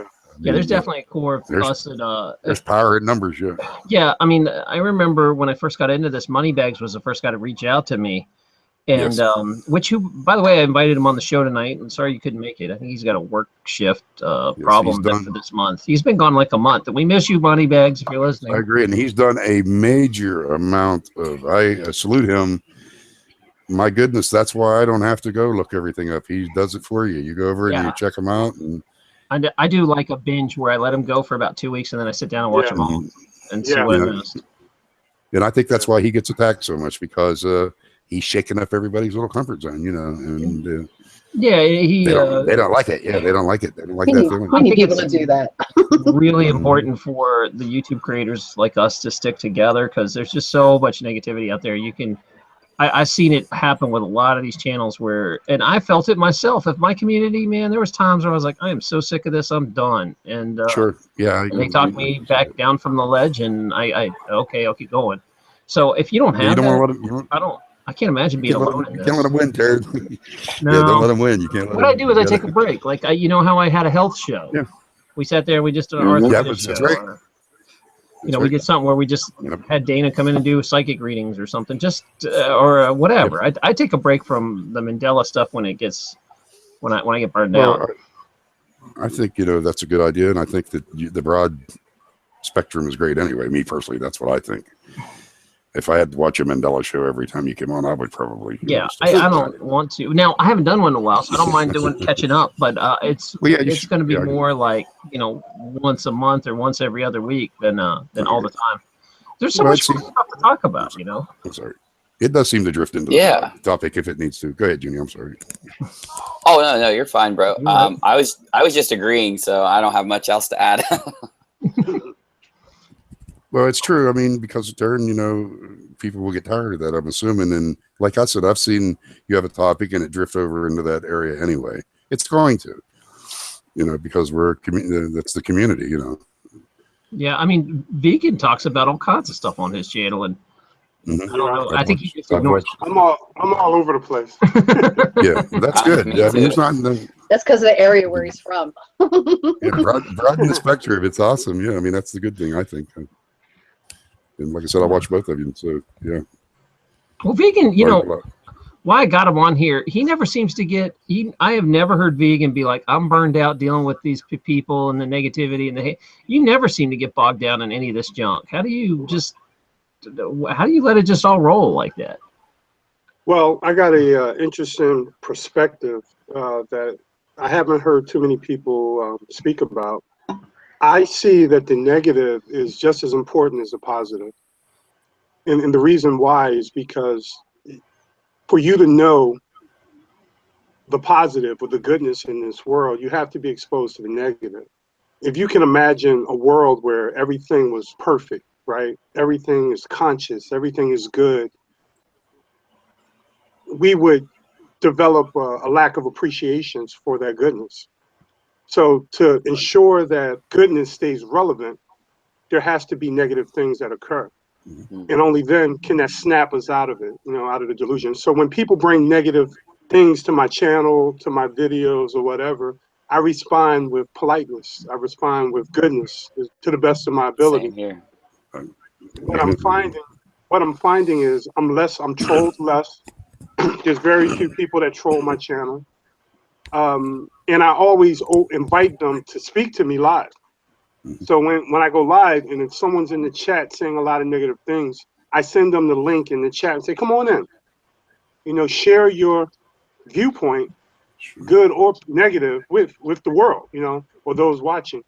And quite often people don't want that. They want to be able to be negative undercover. They don't want to go out on a limb with their unconscious, way of seeing things. So I look at things two ways: consciousness and unconsciousness. When we say positive and negative, we're really saying conscious and unconscious. And when you're unconscious, you're not connected to reality. And when you're conscious, you're grounded in reality. So when someone is technically being unconscious, to show themselves, not to punish them, but maybe they'll realize what they're doing and stop the behavior. That's my approach. So I try not to fear negativity. I actually try to do the opposite. I try to embrace it with the hope that it'll see the true goodness within itself. Because I believe internally we're all good. I don't believe anyone's negative internally. I think we just are masked. Our goodness is masked with layers of negativity. That's the way I see it. Very good point, for sure. My opinion. And it's working because that's a good point. I rarely have people that, I have people, I'm a flat earther, and a lot of people that are globe earthers are the ones that call in. And we have pretty much good conversations, And that's because I'm not judging them, and no matter how much they judge me, So we just connect and we talk. And I learn from the opposition. I think you can learn a lot from the opposition, I But totally agree. respectability needs to be priority, and being respectable and the punches, And I agree with that, Biggin. And like I said back on the message boards, I probably learned more how to be proactive instead of reactive by those negative people. And I think you're right that at least up until this point, you will learn a lot from those people. And you're right, they don't want to usually come on and face you publicly, I'm sure. Right. And if you're offering a positive solution to a negative attacker or whatever you want to call it, putting out bad signals for you, I think that would be exactly how I would handle the same thing. Invite them on, hold out the hand, see if they take hold and make that, if they think they're an enemy of you, make that enemy your friend, and do the best you can anyway. That's what I would say. That's what I try to do. A lot of it's an attitude. No, that's okay. I was going to say, if they're polite and willing to at least talk, I give them a shot. But if they're just rude and jerks, I don't even bother with those people. I just, it depends on your path. I know when I was in my 20s, I probably would have talked to those jerks and sat there and tried to convince them and had a debate with them online in a Facebook stream that went on for 100 comments. Right. That would have been my path at 20. But in my 40s, nah, man, I'm low hanging fruit. It's if you're polite, I'll talk to you. Otherwise, forget it. There's 100 other people that want to hear this message that I don't have to argue with. Well, Darren, can I say one thing there on that? Yeah. Because as much as I promote positivity, this is my opinion of watching your show and joining in the chat. You can't let somebody come in there and badmouth Kate or the mods. If you want to have a decent show, you're going to have to. I see you give them chances. That's fair. Right. But that's not quite the same thing as what I think me and Vigan are talking about. You've got to have control in that situation. Yeah, unfortunately, They're running Right. because they're running it for everybody else. right. Here's what happens is Yeah, if that's you not have fair a to group, everybody else. and this is why you can go into our Discord group and you're like, Mm-hmm. wow, that was a really good uplifting experience. It's because we work really Oh. hard to keep it that way. We have to remove Yes. people that are disruptive, Sure. and it's unfortunate. I don't like doing it, It's but sad. they're not at the same. I always have to weigh the costs. Do I try to work through one disruptive person who ruins the experience for 20 other people that could be learning something? Right. You know, Exactly. and you got to weigh that out. It's not fair to those other people. And just in here too, like you'll rarely ever see me let people talk about politics, because politics is always a huge fighting. It'll become just a nasty I agree. Facebook thread on here. Yeah, I agree Or with that. it'll become if I let people really get out of hand and say negative stuff, all of a sudden the whole vibe changes of the room because Sure of does. one person who's stirring the Yes. pot. And so I just got to a point where I know it sucks, but I just remove people that cause trouble, and it keeps things happy. Mm-hmm. I just meant I don't think that's a negative thing. I think you're doing a responsible thing. They can go somewhere. There's a million other places to chat. Go into the bucket of crabs. And but I don't want any crabs here. No Krabby Patties. No crabs. Um, No, but I just didn't want to come across as negative. I don't see that as No, negative. I don't see think that so. as No, I see that as that's keeping the room clean. yeah, that's not man. fair to the rest. Keeping the room clean. Being And- Because we're diligent. all here Yes. for uplifting purposes, and if you Yeah. have one person constantly No. bringing it down, it's not to be mean to that person by Right. any means, but it's just that you're not at the level, and I hate to say level, right, but Yes. we're here, and if this person isn't able to at least respect, then you have to do what you have Yes. to do. well, You know? people forget Common that. courtesy. That's all it takes. Yes, Let me exactly. throw It's- one. it's Since we're respect. on this topic, I really got to say one last thing. People forget that these things are conversations, right? So if Mhm. in my live chat, when you're watching the chat go by right now, if someone comes in, you got to imagine it is like all of us are hanging out on a street talking or something. If you have one guy come in that just yells, "Flat Earth, flat Earth, flat Earth. Here's my link. Here's my link. Here's my link. Here's my link. Flat Earth, flat Right. Earth. You all are a bunch of No matter what it is, flat that's Earth, right. flat Earth." I agree. Imagine if I saw a guy on the street corner just yelling it and not talking to anybody. Just Right. look at my website. Look at my website. Yeah. What do you think? That's not a conversation, dude. You want me to learn about flat Earth? Come in here and be like, "Hey, this Yes. has to do with what you're talking about. By the way, did Right. you get this?" You know, be interactive. Don't just come in here and be like globalist and leave. You know, that doesn't promote Right. anything. And Yeah. it goes with anything, any topic. People forget that it's like they've never been taught how to have proper netiquette. Communicate. You know, like you Mhm. come on and you Yeah. have a conversation. Otherwise, I always tell people, picture it like you're on a street corner. Would you stop and talk to the crazy guy screaming his website over and over? You know, Sure, I would. Yeah, you want to talk to him. That poor guy needs I- some like I focus think work. I've done. Yeah, Liz is like, don't post a 12-to-1 ratio. Yeah, you're right. 12-to-1. Yeah. So if you just have some proper, like, hey, this is like a real conversation on here in chat. You know, you make jokes and talk with people, and then you bring it up a little bit at a time. We'll listen. It's just the people Yes. have no. I don't And Taryn, I understand why our meant that, community can't communicate at all. Like, where did that come from? Where people are Yeah. like that? It's it's I think it's that's the informational age, to be quite honest with you. Mhm. Look back at our parents and when we were young and how people still got together and they still communicated with each other. Now it like became phones and it became the internet. And not that it doesn't bring people together to talk, right? But then it also puts them behind this screen. They're not connecting anymore, and the younger ones have almost forgotten. They don't even know because they're always on the computer, so Mhm. they don't have the interaction like where you're a kid and you'd be like, no, that's not the way you talk to people. You know what I mean? So Yeah. They're losing their, And it's a social skills. condition. Yeah, it's a Yeah. condition of Go ahead. anonymity too. You know, when you're anonymous with everything you say, you don't have to be responsible or have etiquette because there's a little X right above you. And as soon as you get, a lot of people want to get what they say out and click that. So it leaves etiquette behind. I think when you find people that, I like that fact though.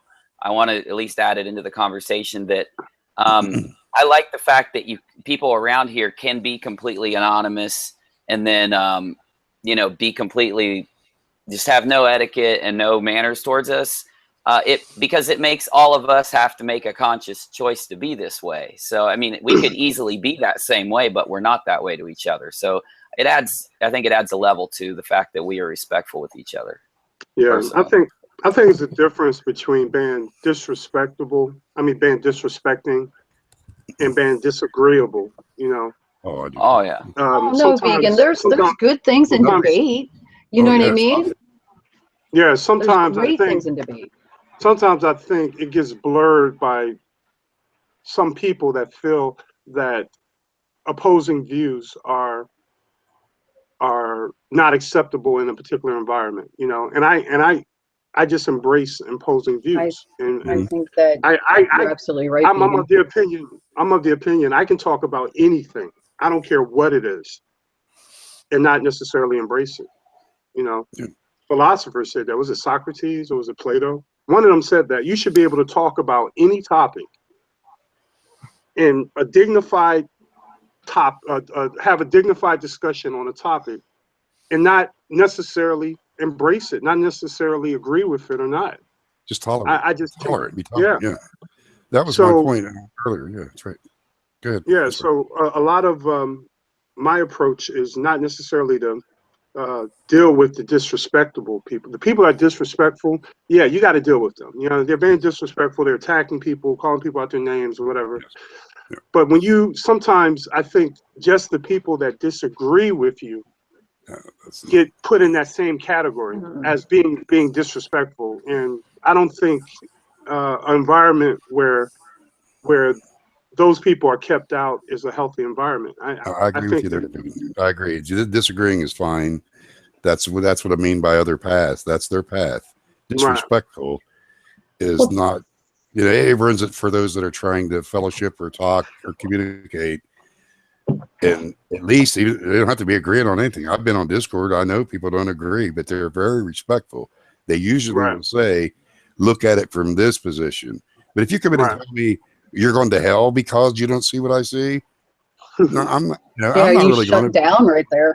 You know what I mean? I probably won't. Yeah, I probably won't react. I've learned to be proactive.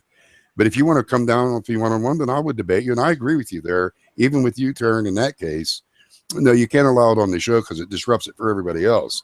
But if someone wanted to debate you, Turn, and you wanted to get your point off, bring them on. I don't give direction. I give suggestion.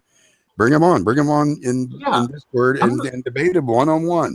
I'm not afraid to talk about my ideas and beliefs if they're polite. Yeah, That's it, man. What happened to being polite in this society? Yeah, are we that far gone? I think what I meant in that case was if they're being a little more disrespectful out on the chat, you can't allow it. So if you want to bring them in there one-on-one, they can disrespect me all they want because it's just me and them, and we'll still debate. That's what I mean, and I'm willing, if anyone wants to do that and they're in Discord, I would debate whether you're disagreeing. I do agree with you, Vegan, that people do get mistaken sometimes by others that disagree as being disrespectful. But I really, I think that does happen. I don't think it happens here that often. No, not here. This is one of the best platforms I've ever been on. Even the old message boards I used to go on, we kept people on that were disrespectful. It's very tough because it does run it for the 20 people that are in the debate trying to get along, and it's not always that, going to hell, but that person's, you repent, I mean, what more do you have to say? We invite them. I'm even of the opinion. Yeah, I'm even of the opinion that debating is not even really that healthy. You know why? And what I mean by that, I'm not saying people that debate are doing something wrong. I don't mean that. I'm just going by my reflection, because I was a big time debater for a long time, and you guys can see. You guys can see traces of that with some of our past shows, right? But we've never seen that. Debating. I'm just kidding. Debating is usually defense of a mental position, right? So you have this position that you want to defend, right? It's a defense. It's not a sharing. It's not a offensive approach. I'm solidified. I'm in my armor, and You're defending your beliefs. Yeah. So what I like to do is look at it more of a sharing. One of the approaches that I use when I do my live streams is the first hour or so, I get all my ish out. All my ish. I get it out, right? I put it out there. I say my piece, right? Then I put the link in the chat. And then when the people come in, I go into active listening mode versus challenging the opinion mode, right? And then I still try to have a conversation, but if I feel it heating up too much, I'll pull back because I already got my stuff out. Why do I need to put it out again? You know? So it works for me. It works for me. And that's your path. That's great. Works. That's wonderful. Yeah. And that is sharing. So far. Sharing with us. So far, knock on wood. Yeah. Knock on wood so far. That's what people are saying in the chat, that we really should have a show on netiquette, because, like, you know, how to do all this. And I think we've covered a lot of it right now. Is don't stand on the corner like a crazy person shouting over and over your point. You know, talk to people like a real person. Yeah. Be polite, and then you say whatever you want. I would even let crazy people come on here and talk if they were polite and they wanted to express.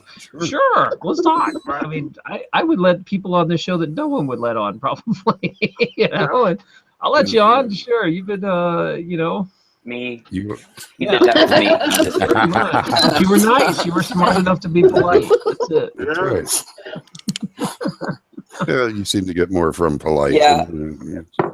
That's all.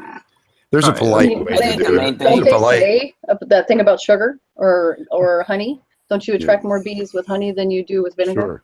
So being nice to people is the best thing to do. I mean, even my mom used to always tell me, right, when I was younger, I was like, no, I don't want to do that, because I felt like if somebody came at me, I needed to come back at them. Like, that wasn't right. You know what I mean? My mom's like, be nice, even if they're not nice to you. You don't know what's going on. You know, she had this total opinion, and I'm just like, oh, I can't even take that. But as I gotten older, my mom was totally right. It takes so much of your energy to come back at somebody in this negative fashion, and it takes away, like, if you wanted to turn it around, it takes away from you. You know what I mean? You're doing it to yourself. You have, this is your perspective. That's their perspective. This is you. That's them. You still got to give them the respect that they deserve, being on that they're on a totally different path than you. And it's all about respect. You know, I mean, if you just treat yourself, treat that person like you treat you, or want people to treat you, then the world would be a much better place. Yes. Yeah, we're all of the same source. Right. Yes. Absolutely. I agree totally. Very good. Very well said. That's for sure. I'm just a lover, not a fighter. I used to be a fighter, not a lover, but it's changed. I'll give you guys this advice, because I've been in this boat too, and debate, you know, I enjoyed a good debate, but I came from more of a hardcore libertarian background, where we argued about everything, and that's how you communicate. We argue, and we logically argue. It's a bunch of the libertarians are kind of like a bunch of people with Asperger's that like they can't function in the social world outside of the internet. Like, you know, this is it. And as far as like, they just, I don't know how to explain it. They don't socialize well. When you meet them in real life, there's just, I'm not joking when I say I think a lot of them have Asperger's. They just can't fit in with other people. So, but the reason I bring this up though is because I used to argue on logic.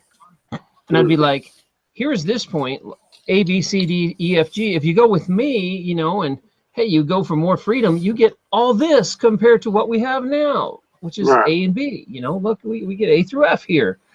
And I would sit there and argue with someone for 2 or 3 hours, debate them, and they'd finally concede and go, okay, I see what you're saying, but that doesn't work for me. And that was it. So I spent 3 hours trying to explain this logical thing. But what I figured out was people don't make decisions on logic. Right. They make decisions on emotion. Oh yeah. And on believe it or not, they make decisions morally. They all want to feel like they're making a good decision and a moral decision. So if you take your argument to the moral grounds of, you know, hey, I know you want to pass this bill and this legislation is important, but you understand when you pass it, you're going to force your friends, families, and neighbors to pay for it if they don't want to or not. You're going to, and you know, you're going to steal from your neighbors. You understand that morally, there's got to be a better way we can all get what we want without having to point a gun at my friends and family to get them to give me money. You know, so like when you take it to the moral, all of a sudden everything changes. When you give them a way that they can come up with a solution to make them feel morally better, you get real change in someone. And that took me like 15 years to figure out that you got to take everything. So when it goes down to the Mandela effect, a lot of times I'll take it right to the moral, you know, of, you know, imagine if you woke up and you felt like this, and go with the empathy side instead of trying to explain it logically. Like, you know, this is caused by quantum physics waves, and just, it's like, no, I mean, you know, you got to reach out emotional, and that really works everywhere, I think. Even actually I learned it a lot in sales too. If you have a job in sales, go emotional, not logically. Appealing to the emotion. Yeah, and moral, actually, making it into a moral issue. So if they disagree, they have to basically call themselves immoral. That's And that's not right. You could use that in a bad psychology. Yeah, right. Put it where it is, man. I mean, if their stance is immoral, you politely point it out. No, well, that cuts the butter right in half, doesn't it? You don't have to do nothing. You just like slice it. Right. Well, the other issue is the ego kicks in, and people don't want to, especially when you're trying to say what they're presently doing isn't accurate. For example, let's say your diet or whatever. A lot of people can't. That's a big pill to swallow. Yeah. To make to think that, well, damn, I've been doing this wrong for so long, or my mother told me this, and my father told me this, and here comes this guy saying, no, you're wrong. You should do it this way. I mean, it's a lot of ego involved too with change. Change becomes difficult simply because the ego is resisting change for the most part, and a lot of us go with that notion, you know, of the ego resisting. So. Yeah, especially men. Men are the worst on. They will just stay with something and ride that sinking ship down just because they can't be wrong. You know? Right. That's right. It doesn't matter. Yes, the house is on fire, but I'm going to stay here. Nothing to say about that. No, I'm talking about my own gender. I'm calling it out. Women can be. Don't get. Hey, you know, I mean, us women, even though we're too emotional. That's our problems. You know what I mean? Sometimes we're just overly emotional. It's the great balance. Yeah, Creasy ME I'm not says, touching that one. She says in the chat room, I'm a nutritionist, and people are more defensive about their diets than their religions. Absolutely. Yes. Yes, absolutely. Yeah, really. They do not want to hear what they're doing is wrong. There's no way. My pig's feet is good for me. I'm like, no, they're not. Yeah. You know, they don't want to hear that. I gotta eat my chitlins. They're out of their comfort. They're out of their comfort zone. It's very similar to the other. They go down with the ship. I've seen people suffering from diabetes who wouldn't give up sodas, you know, stuff like that. And I'm like, you know, it's not good for you. And they're still drinking the soda. You know? I had a girlfriend I grew up with was a juvenile diabetic, and it's probably hard that you're a kid and can't have all these things that you want to have, but you know you're a diabetic and you know how bad this is for you. She would eat diabetic coma shock. I mean, she, you know, unfortunately, a few years ago, there was a picture taken of us all, and I'm the oldest out of everybody, and she's like 4 years younger than me, and she looked like she was 10 years older than me, and unfortunately had just already passed away because of it, because she just couldn't, you know, and like, it was bad. She didn't, you know, adhere to the diet. She wasn't supposed to have children. She had kids then alone, other lifestyle things that she shouldn't have been doing.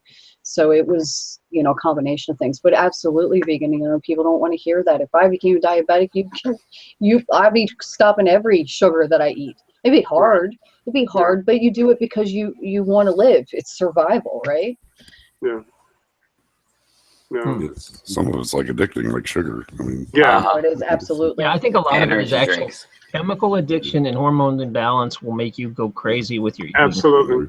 That some of it, I know people are like, just go out and exercise and change your behavior, and it's like, man, some of this is like, that's like telling a crackhead, hey, put down the pipe. You know, it's an opiate addiction. Yeah. You got to deal with the chemical side too. Yeah. Yeah. Yeah. Well, Well- there was one issue that you guys were talking about earlier, and why I became a supporter of the Mandela Effect community. It was because of religion, and I'm not religious, but religion is what pulled me into the Mandela Effect. It was the Lord's Prayer, you know, and Right. when I grew up in a religious home, and I had to memorize the Lord's Prayer. Then when I played football in college, after every practice, after every game, we did the Lord's Prayer together collectively. It's always been the way that it is. What they're saying now, I've never heard in my life. And I don't, that blew my mind. So that was one of the key reasons why I looked into this, was because of religion. And I'm not even religious. I'm a former atheist, by the way. Mhm. You know, It's a big eye so opener. Same yes, here. the Lord's Prayer, the Lion and the Lamb, all the religious stuff is just blew my mind. You know. Yeah, the wolf and the lamb made no sense at all. That one just like the Lord's Prayer was a big one for me too. Yeah. Well, Vegan, so- in your case, I mean, see, even though you're not religious, you know, your parents, your upbringing has a lot to do with it. That's what I said. yeah. You knew that prayer that way. Oh yeah. And you Oh, know yeah. what? You may be a better example than one that studies, because by not being that was one thing that you thought for sure Mhm. you knew. You know, it wasn't the whole the whole Bible. Right. If your parents made you say the Lord's Prayer, that's what I was telling Karen earlier about that one thing. Sometimes that's all it takes. Yeah. That one thing you were sure about, and because Right. you could narrow that whole Bible into that one prayer, and you know it's not the same. I know that feeling. It'll pull you right into it and shift. Yeah. It'll wake you up. It'll wake you up for sure. Yeah. So It's that not I a gotta big eye I opener. gotta respect the community. I have to Yeah. respect the community because that experience was real to me. You know, and I don't care what they say. To say it was not that was not my experience. Yes. You know, so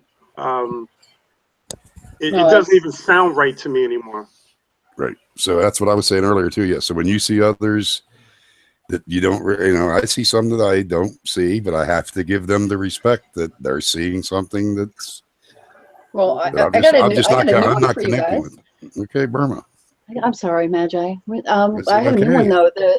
No, don't be sorry. The Pentagon. Does anybody remember how many people died actually in the building? In the Pentagon, Actually, I don't remember. I thought 100. 0. I was thinking 187. That number sounds. I don't remember. Okay, well, I'll give you my experience. My experience. Hold on, my is- brother oh, sorry. worked at the Pentagon that day. Whoa. And Really? 0. Yeah, I thought it was 0 myself. But yes, thank you, Taryn. Because when I was told this one just floored me. This is a recent one, and I didn't realize it. yeah, there was 0 people. I used to say all the time, and this is before I even started getting into conspiracy theories. I used to say, isn't it weird that, first of all, the plane, when it hit the Pentagon, it's a hole. Okay, this is supposed to be a plane, and where's the carnage that's supposed to happen when this big, huge airliner hits the ground, right? Okay, so besides that, Yeah. I used to say that it's just really odd that there was nobody in that part of the building because it was under construction. So I thought that was I so remember that. so weird to me. Like it just was like, ting, something's not right there. But now 120 people died in there. I'm like, not for me. Hold on. What are they saying? Are they saying now it's 120 Yeah. or is it If 0? you go look it up now, it says 129 people died. And Okay, that's what I remember. when I But it remember used it to happening, be 0 it used to be for 0. me. Yes, it I remember used to my be brother 0. said that it was like that section was closed, right? That how Well, it's convenient like- it was Actually, that it got when hit. It's like when you say things. Like I used to say to people all the time, don't be so hard up on how you're built. If you are built like a hourglass, embrace that. Marilyn Monroe, when she was in Playboy, was a size 14. I used to say it all the time to my girls that were like hippie, right? Just like trying to get them to understand you don't need to be a stick figure. And now Marilyn Monroe, stick figure. Like what? That one got me too. Like there's just so many for me that just, if you say things over and over again, that sticks in your head, and now it's different from that. Or the Marilyn Monroe. Of course, I have piercings and tattoos, and I know where the Marilyn Monroe is because I'm in that kind of beauty mark, yeah. realm. Yeah, it's not up here. Which now, if you see any photographs, the beauty mark's up here now, which that's not right. Yeah, you notice how angry people get when you bring up 9/11. Not everybody, but I find a lot of people get angry now if you start a discussion about 9/11. Right. And it doesn't even have to necessarily be that something has changed about it, or that it could have been that there was explosives inside the buildings. A lot of anger comes now behind it, and I haven't been able to figure out why recently. It's similar. Yeah, I mean, it's kind of almost like bringing up Hitler on the internet. That it's been such a divisive topic that, you know, as soon as someone calls someone Hitler, the conversation's over. Like there used to be there was actually a rule of the internet. Hopefully one of the listeners know that every conversation eventually ends up at Hitler. Like someone calling another person Hitler, every argument. Yeah, and a Nazi. Yeah, it's called the rule is whoever says the word Hitler first lost the argument. Like I can't remember what it's called. Jarrell probably knows it. Jarrell, if you're listening, give us what that's called. But yeah, if you bring up Hitler, you lose. So it's kind of like 9/11 because, you know, I went through all this and I was in the circles and I just got sick of hearing about it because I was like, I understand that all these people died and it was supposedly a terrorist attack or it wasn't an attack, but I was like, I saw some of my friends spend like 10 years of their life studying this thing. And I mean, like it was their job studying this thing and preaching about it and prophesizing. And I was like, I don't need to look at 9/11 to know the government's evil. I mean, they openly drone striking weddings. They're openly bombing. It's like looking at a mass murderer who's killed 1,000 people and saying, well, you know, we're going to spend all this time studying the 3 people he killed, but we're going to ignore all the other, 997. It's like the government kills so many people. I don't need to know that it's some crazy conspiracy. I know that it's evil up there. So I never really just got making the whole 9/11 into a lifestyle thing. So I ignored a lot of that stuff when my friends would talk about it. It's like, man, not this again. You know, just because of the fact that I was burned out, and it was like I didn't need to hear it over and over. Good point. Oh yeah, definitely don't want to bring up specifics about why we think 9/11 is a certain thing or not. That's too heated of a topic. But I mean, there's a lot of people that say Mandela effects around 9/11, and I haven't made a video on them yet because I don't want to bring. That's legit. I don't mind talking about. Well, you also got to look at Mandela stuff with it. That's it wasn't legit. that long ago, and it's still really like for us on the very East Coast. It's not that long ago. You know what I mean? So it's this thing that happened. You know that whether or not, no matter the conspiracy or not, there's just a lot of people that died. And it's very sad. And it's sad and evil, but I hope you understand my point of devoting 10 years of your life studying. Oh no, I didn't. Little thing the government's done when it's done thousands of things. I like seems studying a little all and it's also a very negative place to live. You know, I mean, it makes you paranoid and all this. I'm getting from Jarrell in the chat room. He says what I was talking about was Godwin's law. That the first person that mentions Hitler in an argument loses. Godwin's law. And I'm getting called out for it. Yeah, Godwin. Thank you. Sounds right. Godwin's law. I think the new Godwin's law is probably 9/11. The first person to bring up 9/11 loses in the argument. Oh well, sorry about that. Yes, there we go. Whatever. That was a Mandela effect, so it was totally in there. It's legit. I say if you're tying it there, you yeah, it was a Mandela effect. That was all right. Yeah. That one kind of just got me though, because like I've been saying that for a long time. Like I just never understood that whole like that nobody was there. It was just so odd to me. And so now there's like 120. Okay. Yeah, I recall like construction sites. Really weird changes. That's a weird one. Sure. It is. All right, so we promised some Mandela stuff, and I honestly have not had too much time to research it. But Unirock's bringing some new stuff to the table. He wanted to talk about. So Unirock, in a minute, I'm just going to turn it over to you. You can show us what's new in the world of ME, and if obviously the topic is Ascension and spirituality. So if you want to stop the show and talk about that at any time, that's fair game. Cool, Doc. Yeah. So, actually, the first thing I wanted to bring up was something that me and Magi talked about yesterday, I think we were talking about Oppenheimer and the possibility of, and this is really new too, and the possibility that maybe the changes that are brought on by whatever caused the Mandela effect may have some similarities in the researching of nuclear weapons. I know it's like taking things in a completely different way, but it was such a good conversation. I don't know, Magi, do you want to tell us a little bit of like how Oppenheimer, like what you told me about Oppenheimer doing his research, and then, you know, he realized what he realized and what we went from there and stuff. There was, when we were talking last night, yes, you know, like when I said trying to stay on the positive, or sometimes you have to look into the negative. If anyone has ever seen Oppenheimer after they tested the atomic bomb and after they dropped it, you can sense when he says, "I have become death, the destroyer of worlds," that he realizes, I'm sure he was, you know, going to use that for the betterment of mankind, his knowledge and his technology. And immediately it was grabbed by the military, used as a weapon. Now, I've had people, and I understand, like I say, everyone's on their own path, say that he was bought. Okay, I can step outside myself. That's a possibility. I personally don't see it. I think he was really, if you watch that little clip, it looks like he's crying a little bit. He quotes actually the Vishnu and the Shiva of "I become death, the destroyer of worlds," you know, and took on the responsibility. It looks like he's got a tear running down his eye. Yes. I couldn't imagine a person coming up with something like that, right? And really meaning it to be that, right? You know, maybe like when he started out, it wasn't anything to do with that. But then, of course, the potential, right? It falls in the wrong people's hands. Sure. And of course, then it just kind of, so I could see that. I could totally I think it happens. I think it happens a lot. And I think it happens even today. There's probably technologies we know nothing about. Well, look at Tesla.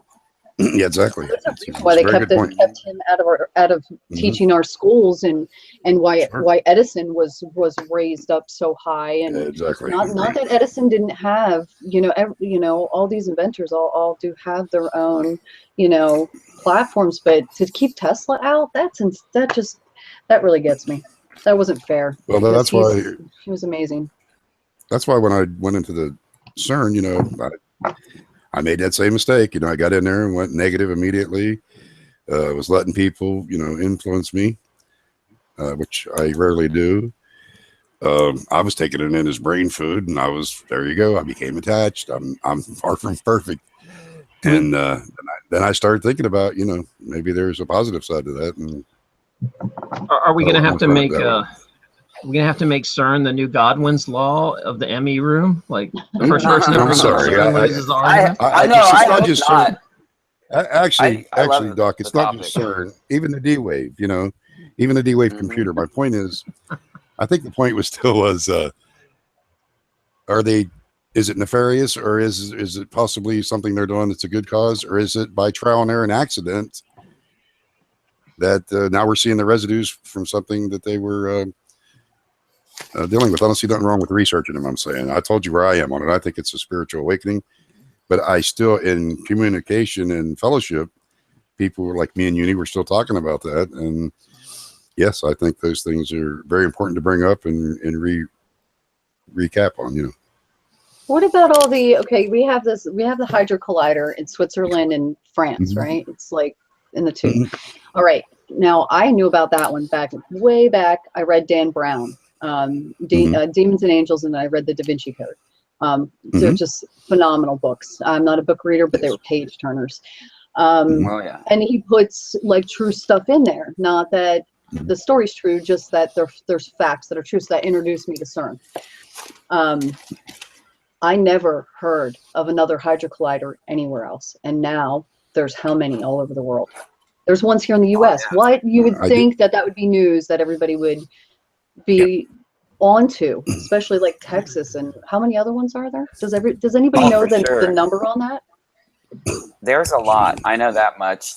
In Texas, there's actually two or three. When you drive on the highway between Houston and another major city, you're going right over the you know, what's it called? The ring or whatever they call it. There's one really close to where I'm at on the East Coast in Chicago, and it's a linear accelerator. So it uses a really long line instead of a circle. I mean, there's a lot of them. They've been doing this research for 50 years, you know, trying to get this together. So that is something crazy to think about. We have reports too of people going onto message boards and saying that they were driving near a collider, a lightning storm happens, and I'm not making this up. And and Doc mentioned this maybe a couple weeks ago now that I think about it, but they'll be driving and then they'll realize that they are 100 miles or 50 miles or whatever in a very within a couple minutes. Yeah, they're very far away from where they thought they were. I've actually seen 3 different posts on message boards. I have 2 of them saved on my computer. People talking about this. It's weird, you know, a lot of reports you don't want to necessarily take every report, say, hey, you know, this happened for sure. But once you start seeing a lot of the same reports on different parts of the internet, it starts to make you think a little bit. That's it. But if nobody takes those first people seriously when something does happen, right, then there's a report that's lost. So like, just like the UFO thing, if people are being abducted and like the first people that it was happening to, no matter who it's doing or how it's happening, if they don't take those people seriously, then you lose a report there, which could be like a key to whatever, you know what I mean? Like, so I that's one thing that really bothers me, like especially about TV, like oh, UFOs and military people are so much more trusting than the rest of us. Not that military people there's anything wrong. I have a military father. Yeah, what does that mean? No, I'm just playing. Uni. I was talking about you. No, but I'm saying that we are all just as trustable just because we're not in a profession as military or blah blah blah. Our stories are just as important, right? So I totally agree. That's my thought. The good news, I think, what is starting to happen though is there was a time where you had to say you saw a UFO. What do you do with that information? And some people would go to the police or the authorities and report it, and that stuff would just disappear. Where these days you can stick it up on social media, and especially if you stick it up over at like a Tor website that is much harder to hack and tear down, that thing will be everywhere. Like if I actually got a good video of a real UFO like coming down in my neighborhood and I put it up on a Tor website, that thing would be everywhere before they could stop it. Yeah. Somebody had a I do know. I understand with what you're saying, because at one time, so these days people can directly report to the public and say, you know, hey, I jumped, you know, here's my dash cam, and all of a sudden I'm an hour up the road, you know, and the times don't match anymore, and you know, and you could post that and have a little proof. Where in the past you were stuck going through the government that would erase it all.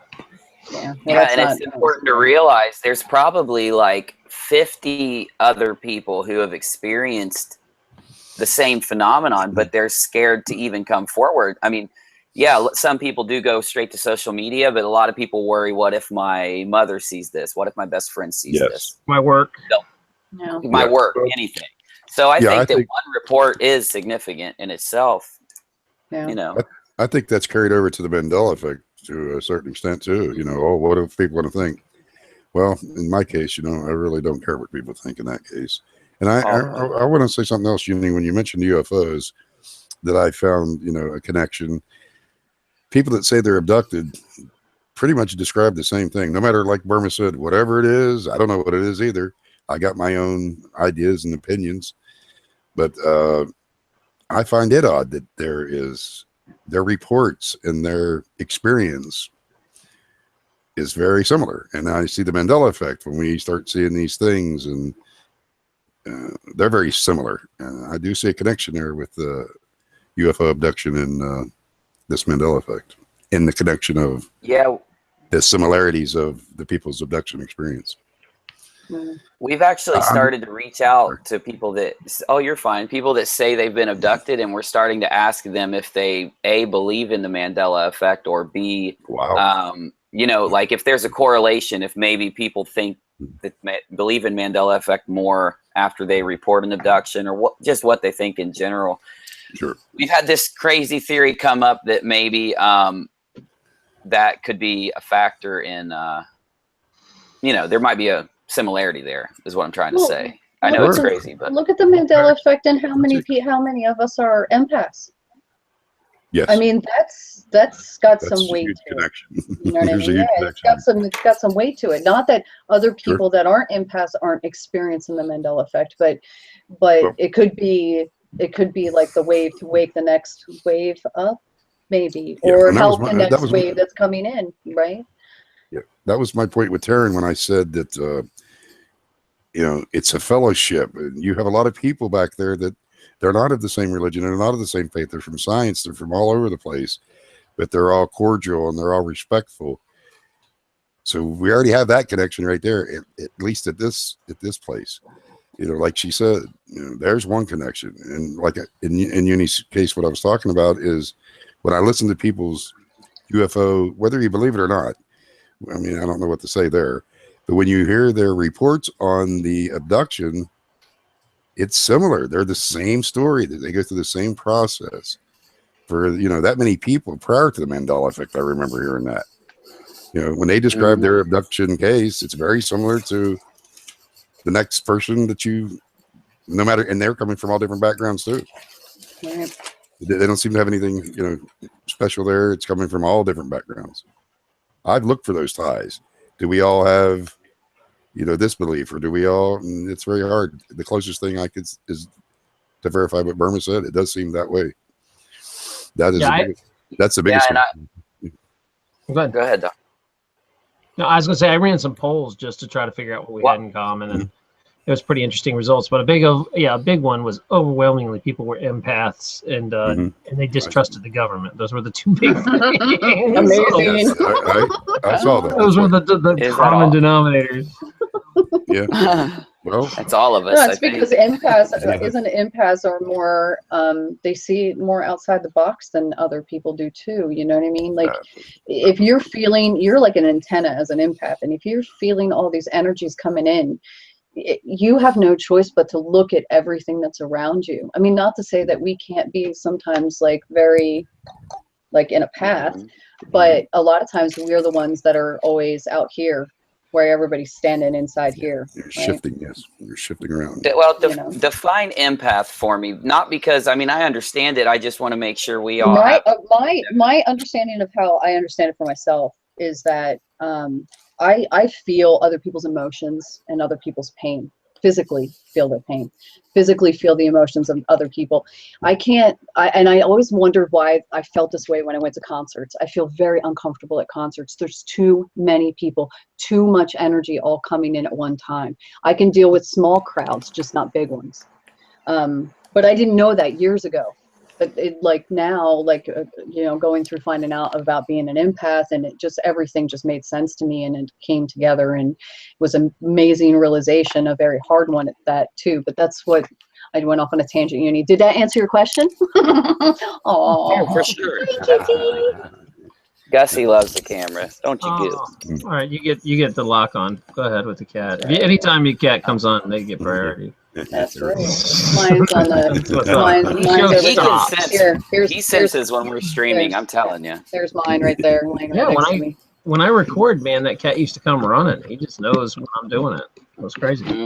Someone was asking, why do you think so many people are cat oriented in this ME community? And I don't know. Are cats like I don't know. Are people that are more open to that vibration? Maybe cats have a higher vibration we're attracted to as well. I don't know. I mean, I love dogs too, but it does seem to be overwhelming cat here. That's weird. They're more mysterious. Yeah, they walk in both worlds for sure. Yeah, right. Yeah. Very possible. Yeah, I was wondering. We have some new reports of actual Mandela examples, though. Okay, let's do it. We wanted. So Hellman's mayonnaise is kind of being looked at, and there's a video from Scarab Performance that was put up about it, I think yesterday. But the thing that I found interesting, it's more of like the HELL in the Hellman's mayonnaise is red. And I saw a picture, and I was asking myself, is that photoshopped, or does that really say Hell Man's mayonnaise? It was strange to me to see that. Yeah. People are talking about Shiva also. I've seen so many arguments about how many arms Shiva is supposed to have or has had, and at certain places too. But we did some videos with Shiva lately, so that could be why I was seeing that a lot. But it was a big discussion and a big talk about. So I don't know how many arms you guys think Shiva had, or I recall something about Hellman's. This could be just my own like a da-da-da moment, but I always thought Shiva was a female god and not a male god. Yeah, that confused me too, because Shiva is a male god now. So I'd seen that. I'm like, why does that look male? I'm like, wait a minute, is Shiva a male? And I'm just like maybe that is me. You know what I mean? But I could have swore it was a female. I think it comes from all the cat food commercials in the '70s. Isn't there a cat Shiva cat food? Yeah. I totally forgot about that. And a video game, a really popular video game, uses Shiva as the female also. Mm-hmm. Yeah, I don't know why she's right, because I've heard it both ways, and I just assumed my memory was bad, and I was screwing it up. Well, when Uni I was watching the show. Same here. And I was like, then I went and like looked at some other statues of Shiva, because I'm like, I thought Shiva had like 4 to 6 arms, always more than 2. But I always thought it was a female. So it totally like threw me off. And I was, well, maybe, sometimes our Mandela effects are just that. We think that we're like misremembering it wrong, and it's actually a Mandela effect, or it could be. You know? Someone in chat saying it was both, that they can go back, and Shiva apparently can go back and forth, but I don't know. Huh. I always thought 8. I know it sounds crazy. Dive into that a little bit, and maybe look at some history of it or something. Yeah, I don't know. There's different statues and different representations, but that might be a case too, Uni. That's very possible. Not everybody. I did want to ask. Oh, I'm sorry. Go ahead. I was just saying, I don't think everybody puts that same statue out there. It's very possible that someone may put it with 4 arms, 6 arms, whatever. That's Creamy in the chat says Shiva has 64 forms, and that's what I meant. Wow. 64 forms. So they're forms of a man doing things, and then forms of her doing a dance, for example. Okay. So the dance of destruction. And Shiva is a very feminine looking. I think it's asexual. It's not really male nor female, is from what I've studied. I got that too. No. So the depictions are a little bit different each. Well, time. and I've never also known as Shiva to be like a bad god. Like I know like of destruction, but destruction also can mean rebirth as well. Well, actually, according to the writing, Shiva destroys while Brahma recreates. Mm-hmm. So he only destroys, and if you want to associate, it happened in the flood, that god of that religion also destroyed in order to recreate. And if you look at the end of the Revelation, it's going to be destroyed again, of course, in order to create the new heaven and new earth. So there's where I met Doc earlier about when I let those labels go, I see no difference of the Shiva Navarada and the God of the Old Testament, because he also destroys to recreate.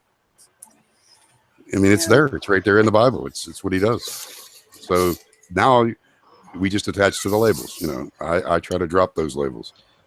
Yeah, and there's a lot of feelings that most religions are repackaged from old religions. I remember seeing I think that's true. way back in 2000 that movie Zeitgeist, where it just talks about that, everything was lifted from the just basically recycled the idea of like Jesus was a sun god, or no, you're going to sometimes the Zeitgeist gets attacked because I think, and I'm not saying, I noticed they did the solar messiahs, and there was some inaccuracies there, and you're going to get that, but you're not going to tell me that if anyone reads the story of Horus, an Egyptian, he has Anu the baptizer, he's got 12 apostles. They had a few things wrong in Zeitgeist, and of course they attacked that immediately. Well, they're humans putting the film together, but I only needed 1 or 2. If he had a baptizer named Anu the Baptist, and he had 12 apostles, and he dies and resurrects for 3 days, the story's the same story. See, Magi, I don't need 100 things. I only need 1 or 2. find Magi, that connection. I did the same thing. I researched a bunch of religions. I was Christian Sure. to start off with, right? Me too. I was saved the whole 9 yards, and I started studying other religions, and I started seeing all these similarities that just bang, bang, bang, bang, bang, right? And that's what brought me to being spiritual. I believe in a lot of the things that they teach. You know, Buddhism and Hinduism are amazing as far as like oneself and really looking within yourself for your connection, because that's where it's at. But absolutely, I went down that path too, and I'm like, I can't like go from like Christian, I can't do it. People try to pull you in there. They try to, you're gonna go to hell if you don't believe. Yes, and I understand their point too, because I never really been there. The wrong way though. They don't bring people to with fear. If you're gonna want to be, I agree. People, no fear. No fear. I'm sorry. No, I agree totally. But they do it. Yeah, we have to deal. We have to deal with it. You know. I think I've said this a few times, but it's worth repeating that if you're a certain religion, you know, be a walking example of that religion and how you're a shining example. Like if I see someone that is Hindu and I'm like, man, that guy really has inner peace and he's got his crap together. I wonder if there's something to this Hindu religion. You know, that's the way you convert people, not like yelling at them and scaring them and telling them they're going to hell and all that crap. But, I have to tell this funny story, Taryn. Have you ever seen Panda, the Kung Fu Panda, the second movie? It's animation. Okay, I've seen the first. With the second one, he's trying to find inner peace, right? So he's on this boat, and he's like really getting frustrated because he can't find inner peace, and he's hitting his head against this wooden beam and going, inner peace, inner peace, inner peace. And I was just like, it's so hard because it's like so true to us today, right? Like you're trying to find this inner peace, and it's like banging your head against the wall. That's not helping. I was laughing so hard. It was so funny. That's cool. Oh yeah, I'm trying to find inner peace. Oh my God, I just love that little scene. Sorry, cracking myself up over here. And laughter. Somebody's got to do it. Oh, absolutely. Yeah. I'm like, I think I'm the comic part of this. That really is. I try to be not that person, but it happens. I can't even help myself. Spiritual medicine for sure. Good for the soul. Yeah. Yes, it is. Yeah, I think that, you know, when you see somebody that represents a religion and they're telling you you're going to go to hell or you're going to have bad things happen to you, it scares you off of a religion. But I actually try to go back and maybe read a little bit of that religion just to keep myself in check, because, you know, we get scared away from certain religions and reading about them and studying them when somebody does that to us. But, you know, a lot of times they are confused by saying that. You know, they're not really representing the parts of that religion that the religion wants out there. I'd like to speak to that for just a minute, Uni, because I'm definitely no expert in the Hebrew language, but I have read, and I was talking to a pastor last night, and I'm definitely not going to bring their name up. And the word hell, actually, I believe there's one reference, Gehenna, and it's actually where more like a landfill. If you really look at the history, the word Hades is actually the grave. At the end of the book of Revelation, it says it takes death and hell and throws. So obviously, to me, that the connection between death and grave is what goes together there. Just speaking from studying, I had a hard time finding the word, what they call hell, in there. If you really do just a little bit of research, you know, and even to the, and I don't want to offend anybody, but on my path, even to the point where Christ goes into some say into hell for 3 days, but if that word is actually Hades, meaning the grave, he actually just goes into Joseph of Arimathea's tomb for 3 days, and then experiences a resurrection and later an ascension.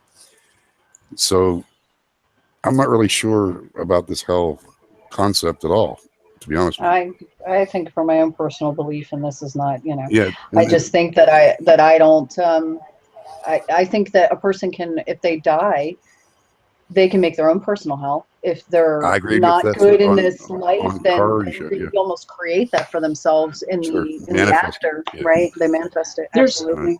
There's some interesting theories I've heard back in the day that hell was a very real place. that your soul would go into, you have a choice when you die. Some people think that you can get out of here, you can go join the karmic wheel again, or you can go down to the hell's kind of like the 2D world where you go down and you basically, if you feel like you did a lot of bad things, you go and get your soul cleansed and come back out and do the wheel again. So that some people like volunteer to go in themselves. It's like a cleansing.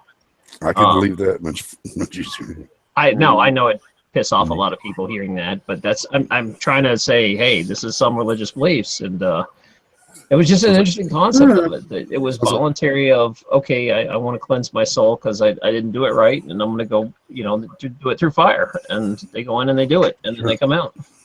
Well, I believe Thomas Aquinas. I'm pretty sure he's the one that said it. That's Thomas Aquinas. Okay. Purgatory. I couldn't remember who. You have to go. Actually, no matter how good you are in his case, I'm pretty sure it's Thomas Aquinas. You will go through some type of purification just for the simple fact that you were human. You're going to make error. Yeah, we're not perfect, right? I don't want to go back again to knock anything, but I did have a very, like I said, with the health thing, and then again with the concept of where it says, my God is a jealous God. Well, I'm thinking if he's a higher being, and jealousy kind of reflects insecurity. If he's jealous and tells us not to be jealous, then how are we supposed to not be confident and jealous if he is? I don't know for anybody off. And then there's another one where, vengeance is mine. We're not supposed to be vengeful. I try not to be. I try not to be jealous too. Yet, there's references, at least to the Old Testament, of that creator, God being that way and admitting it. And those are my two biggest hurdles to this day in that religion. Yeah, absolutely, Magi. Yeah, I have a disconnect there. I try to connect it. Well said. I've tried for 30 years to connect it. I don't really, judge anyone because they believe it still. No, absolutely. And I've heard people try to explain it, and I can't connect with that. I do the whole thing where That's what I meant. I'm sorry. Oh, sorry, Magi. No, it's okay. Go ahead. I was just, before I lose my thought, that's what I was mentioning to Taryn earlier. That's where I meant by the connections of, that's a disconnect. I didn't look for that. It was there. I tried to connect it, but I can't. If you tell me not to be jealous, not to be vengeful, but you are, and you're my creator, and then you, on the other hand, tell me I can't be like you, it's that part I can't connect with. Isn't that like a father slapping a kid's hand and saying, "Don't do as I do, do as I say"? Yes. Yeah. Well, I guess that is something I've heard people explain, but on the other hand, that is the Old Testament. So I mean, it does get elevated when Christ comes to. And my whole point was when I mentioned to Taryn earlier, I see much more of a connection with the Buddha and Zarathustra with Jesus as an example than I do the Old Testament prophets. No, the Old Testament prophets, I see more of a connection with Muhammad. Muhammad was a warrior. David's a warrior. Moses was in battle. Those were more warriors. Jesus seems more Zen and more like Confucius, Buddha, Zoroaster. The more peace, love, mercy, grace. He was trying to teach people manifestation, man. Yeah, exactly. He's trying to teach. He was teaching people love, and that's the path. He's opening that door to for you to have that ascension and that new birth, and that's what he talks about. He talks about rebirth, resurrection, and ascension, and it's not always. I don't think it's. I mean, I think they're connected, but it's not always in the afterlife. I think it's in this life too. No. Then that's just my opinion again. I don't want, I don't need no one on my path. I welcome anyone on my path to share my path, but I try not to pull anybody down on my path. But that's just my experience. Yeah. Vegan finally came back. He's popping in and out. I don't know if he's going to jump in here. Yeah. What's up, vegan? Meow. Yeah, the kitty says hello too. I do find it odd that, and I'm not just picking on Christianity or Judaism. There's a lot of religions where they talk about an all-loving God, and then like there's all this war and death, and Mhm. they like support people and threaten Mhm. people, and you know, like do it this way, or jealousy, like all these really Raining negative, fire low down. vibration stuff that's associated with the God. And I'm like, I agree. something's not right. I mean, that why would an all-loving being have all this other junk? You know, I I don't understand. have a hard Can time. I I have a hard add? time. Can I add a little bit? Yeah, take it. Sure, please, Okay, please do. so we have this thing called the gap of the gods. When we didn't understand the things that we didn't understand back in the day, we had Thor, we had Zeus, we had, you know, all these gods, right? Mhm. That did different things. When we started to understand how, you know, lightning is a natural thing. Earthquakes are a natural thing, right? There's scientific experiments, right? They find out that this is what happens. Those gods started dropping away until we have one, which for most cultures now have one. And that's because we don't understand what happens when we die. So that's we still need that one. But for me, I had a hard time here, just same as you. Like it's such an angry God, and I can't think of it's not that way. I mean, for me, the way I see it is that I call it source, because it's not a man riding on a cloud. I can't, and that's weird to me. Mhm. It's like the Easter bunny to me, you know. Right. But source is not good or bad, it's both. Yes. And Yin so yang. yin and yang, exactly. And that's why things don't change here, because source doesn't change it, we do, right? I totally agree. We are the ones, you know. Why are the kids starving? Because we're not doing anything, because people aren't doing anything to help those people out. Do you get what I'm saying? It's people. So that's Yep. how I see it. Well, I actually, mean, on that's the again my opinion, that's right? your path, and that's a beautiful path. I'll tell you Absolutely. another thing. The Jesus that that I hear preached, I'm just going to leave that with maybe, let's say, TV evangelists. I try not to offend too many people. It's not the person that when I read my scripture that I see. I don't see that person. I was The going to say gospel. that. The gospel really means the good news, and the good news to me is he came to open these doorways and teach us how we can become like that. There's a verse, and I'm not going to remember the probably. It is the Apostle Paul, and he says, "Now we are the sons of God." And it doesn't know yet what we're going to be when he appears. I mean, I'm paraphrasing there, but near after Christ is ascended, he says we are the sons of God. And then if you go back, and I hate to jump back and forth, but if you go back in Genesis on the sons of God that come down and supposedly mate with the daughters of men, or the watchers from the book of Enoch, or it's in Genesis too. First of all, it calls it the sons of God. And I've had debates, I don't mean the vegan in an argumentative way, in more of a fellowship way, of that those are the sons of Seth. Well, or that they're fallen angels. Well, why wouldn't they just make sure that the Hebrew word was fallen angel? Because it says B'nai Elohim, which is the sons of God. I mean, to me, that makes it sound like at least angels. It doesn't really mean fallen angels. It doesn't say that they're fallen. There's other references in Job. It says when the sons of God came before God, that Satan comes along with them. Okay, you got the yin yang. So there's another reference to, obviously those sons of God are separated from Satan because they're coming. He's coming along with them. And then there's a Old Testament individual that just all of a sudden appears when Abraham's in battle at Ur. And I'll probably pronounce this wrong, even though I've studied my whole life. It's Melchizedek. In those debates, I've heard people say he's a son of Seth, Adam's third child after Cain kills Abel. But when Paul brings it up in the book of Hebrews, he says he is without father, without mother, without beginning of days nor end of life. He's without descent. He's not a descendant of Adam. I'll give you another example. The Anunnaki and the Sumerians aren't really things and beings. The Anunnaki means those who from heaven came down. And in that language, I think language is another barrier. If Jesus says, I came down from heaven, in the right language, he would say, I'm Anunnaki, because that's all that means, is those who came down from heaven. That's what the word Anunnaki means. Anybody could look it up. That's what it means. That's what it means. And that's what I mean by language barrier, and I came think down that's what a from lot of heaven. disconnects. Yeah, if it was so when that scripture, when Jesus says, of course, he's not speaking that language of ancient Sumeria, but if you apply that language, like we translate stuff into English, if you actually apply that, obviously that would be the terminology you would use.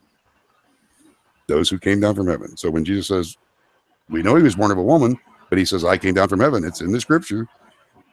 Would be saying to me in that language, I am Anunnaki. I mean, I am one of those who came down from heaven. Yeah. That's how I always see like it. going Like I back said, in that's my opinion. That's my path. I don't want no one to, want to offend nobody, but that's how I see it. Maybe they're all aliens. Yeah. You ever think Well, about I mean, Moses in the burning bush and to be what honest he with you, Burma, describes? right there, I've had that debate too, because if God is a non-human, we already can accept that fact, and more on the Christ one. And if Joseph isn't Jesus's father, no matter what terminology we use and what label, he's a hybrid. If he has no human father and he has something that's non-human seeded in him somehow, be it divine or however you want to explain it, he's not completely human then. He is a hybrid. I mean, how could he be totally human if he has no human father? And yet they'll say it makes me wonder, man. It just makes me wonder. When I looked for that connection, I'll tell you what I did. When the angel of the Lord put Joseph in a dream, he finds out Mary was pregnant, or says, take Mary as thy wife. Using logic now, that he used Joseph's seed to impregnate Mary, even though you still have the virgin birth, because I don't think it was done in the, that the spiritual was still there. It was still a virgin birth. Somehow, if we look at technology, we can do it today. So somehow, that seed was transplanted into Mary. It's still divine, especially in that day because of the technology. And obviously, if he's going to be human, he would have to have a human father and mother. I never even thought about it to that. And again, that's how I see it. I don't want anyone to. Oh no. I mean, like that's the path. thing of all of us coming together is giving different aspects to look at it different ways, right? I mean, I've brought that up in debate, and people, want to say that I've been called Satan, Abai. I've been called everything, so it doesn't bother me. Oh my God, you totally look like Satan.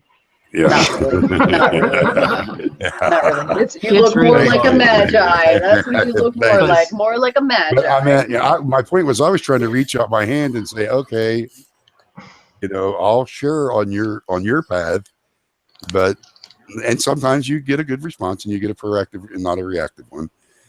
But I've also had that extreme negative come back on me. Go, what kind of story is that? Well, the negative point to it, though, that it is hitting something within them of their beliefs that's challenging them. It's challenging, and also, but wait a minute, Turn. If they believe in angels, and I don't want to come down on them. I said I didn't want to do this. Then don't. But if you can, come on. I'm just trying to be logical now. If you can believe in an angel and it's non-human, all they've done is replace this with alien. Okay, if they want to call it demon, that's fine. I'm not making that argument. They do believe those things. They do believe that there's non-human entities out there. But if someone calls it an alien, all of a sudden they get labeled as, wacko, whatever. I don't understand that. In a culture coming from the things that believe in non-human entities. Michael the Archangel, you got Gabriel. Like burning bushes. They're not human. Yet, you know what? If you actually look, when angels appear in the Bible, they always appear human. They eat with Lot. They appear very human-like. So, I'm just saying, to a culture that believes in non-human entities, by admission, when we bring up aliens, we get left out. Not by all of them, but, Yet, sometimes when they're pointing the finger, they have to look back at themselves, I can't figure that out. I can't figure those things out. I try to connect. They're not open and minded enough to be able to put themselves outside their own religious box or beliefs, and that's not to be putting down upon anybody that is that way. It's okay. I mean, I've been on that path too. I am not, but they are beautiful people. I will. Yeah, absolutely. Say that. Absolutely. They're on another path. They are passionate. I totally understand that. I've been there, is how I know. That's what got me to move and open my door for more information. Hey, I'm a guy that believes in angels, so why wouldn't I assume that other people may be calling it something else or seeing it another way? And if you bring it into today's world where it's alien, we would probably call it alien. That could be It's all another about word. perception, Yeah, that's my Magi. hardest thing. It is alien to the human. That's what I'm saying. Yeah, definitely. And it's hard for me to understand that people can say, "Oh, I know what this is for sure." You know, it's hard for me to grasp that concept because I don't know how we would. If someone has that evidence, it'd be great to see it. You know, I think that's a sign of the ego again there when it starts going that way. I think it's important because, you know, I've got a lot of Christian viewers, and I've been very clear from the beginning I'm not Christian, but I respect, you know, I want them to feel welcome, and I'd stick a Christian panelist on here and let's wrap. But I know that they struggle with, like, I'm just watching the Discord chat and they're like, yeah, I struggled with that too, and I just struggled with this. And so they have a lot of the same questions that you have. You know, and some people take it down to its very simplest, you know, hey, Jesus is love, and that's the message I'm rolling with. You know, and that's a beautiful place to be too. So absolutely, yes, I think most Christians also don't stay. I don't know any Christian I can think of that has the same view on Christianity their whole life. They evolve from one side flavor of it to another flavor and another flavor. I agree. And the last other thing is that if your faith truly is so strong, you don't have to worry about what other people say. Because I do agree with that. I completely 100% believe in the Mandela Effect, and someone could get on here and say, I've solved it and y'all are kidding yourself and it's really the science thing, and I'm just gonna say, okay, thanks, man. But in my heart, I know he's wrong. Because this is a spiritual experience for me, you know. So it's not something I'm going. I understand where they're at. That if your faith's so strong that it doesn't matter what I say. If you feel God, I can't argue with you about anything. I agree, and I know Way was including. I wasn't bundling. I was going just by my own experience. I think you're allowed to say it because it's not. This is I'm not bundling. Straight up, this is a forum where we talk about everything. If you think you know that the Bible's a lot has some misinterpreted things, and some of this is aliens and ancient aliens, and that's not really that uncommon of a belief anymore. That's right. In the last it's growing 15, 20 years, that has definitely been on the table to talk about. So it's not like they haven't heard it before. So I don't really have a problem with you talking about it, and we don't have to sugarcoat it here. I just want to put Christians listening to understand that I'm not like dissing them or something. No, and I don't want to come across that way either, because I'm not. I have many Christian friends, and they're great people, and not all of them are locked in that little box. A lot of them keep their heart open and the door open for more. Of course, they're going to be, you know, some of them stick to that philosophy, and I respect it, is all I wanted to say. But I don't respect the beginning of a conversation starting out with, I'm going to hell. And I would only make a suggestion, not a direction, that you're probably not going to get too far with anybody starting a conversation about it. Yeah. I just love reading Jesus' words, like regardless. It's a good point. Good point, Uni, because you know what? His words are surpass the Christianity that formed around it. Nothing more do I like than going to the direct. Exactly right. I do read the others, but I do focus on the actual scripture. I mentioned the Baha'i faith. I think the Baha'i people are wonderful people, just like Christians. But I did read some books that got me into that. But I immediately went to the Prophet's writings so I could do a self-investigation. I did the same thing with the Avesta. I did the same thing with the Bible. And I did read a few books, and did the same thing with I did read Zechariah Sitchin's. I didn't see eye to eye with everything, so I went online and found what I could on the Sumerians, and I did read as much as I could on the Epic of Gilgamesh and the creation story, the 7 tablets of creation. I would much rather read their scripture and let me come to my own self-investigation and truth. And I would recommend everybody else do that if you can. Nothing wrong with reading a book about it, but don't forget that's that person's path, and they have a tendency to draw you towards their path. If you read the actual scripture, like I said, that's not the Jesus I see when I read the Gospels. And a lot of times it's it does connect with some people, but it's not the one I see. Yeah. Oh, I'm done. no, that's good. Anyway, we're you're here to talk fine. about No, spiritual And he goes, life. and I'm out. Look, Drops the we're mic. breaking, I didn't mean to ramble. I'm sorry. we're definitely No breaking problem. the one rule of don't ever discuss politics or religion, and we dove into religion, so I expect that there'll always be a blowback for these shows. I don't really Of course. I the people that are listening that hear this will hopefully get something positive out of this, and that's what this show's all about. Just Well, it's all about the love, Exactly. journey. I hope that it accomplished them coming in, and I know some of them already do, because there's several Christians back there that are fine. That's what was my whole point. I wasn't bundling. You have Christians in Discord that are very open-minded, and I learn from them still, even though I've studied that religion prior. I learn from everybody. I don't think I've ran across any individual that I've not learned something from. I have to agree with Vigan on that, be it negative or positive. It's that check, But I didn't mean to turn it into that kind of show either. But no, it's cool. He didn't. I felt that was my message for the night. Yeah, you're what supposed to talk about this in Ascension too. We really want to. Well, that was my point. Ascension. That is what to me. That is Ascension.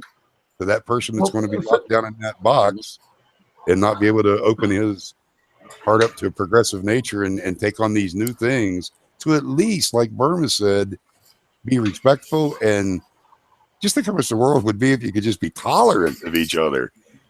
You don't even have to believe what they believe. If you could tolerate what they believe. Treat another person as you want to be treated. So if you want the respect in your own religion, respect somebody else's opinion of how they feel and their own path. I don't expect you to come down to my path and believe what I believe, but I expect you to be tolerant, respectful, and not always reactive, but proactive, And that is my message for the night. I mean, that's all why I came on.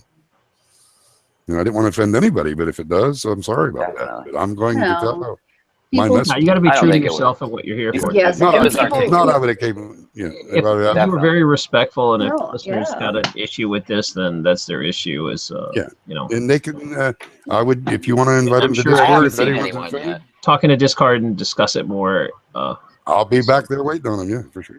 Yeah, and you just gotta the people if they really if they really do are feeling like they're being attacked, right? For those people in Discord, like anybody that's listening right now, really just look at why you're being triggered first before you pull that to somebody. Look at the reasons why you're being triggered, because a lot of times, like I said, too many times we're doing this.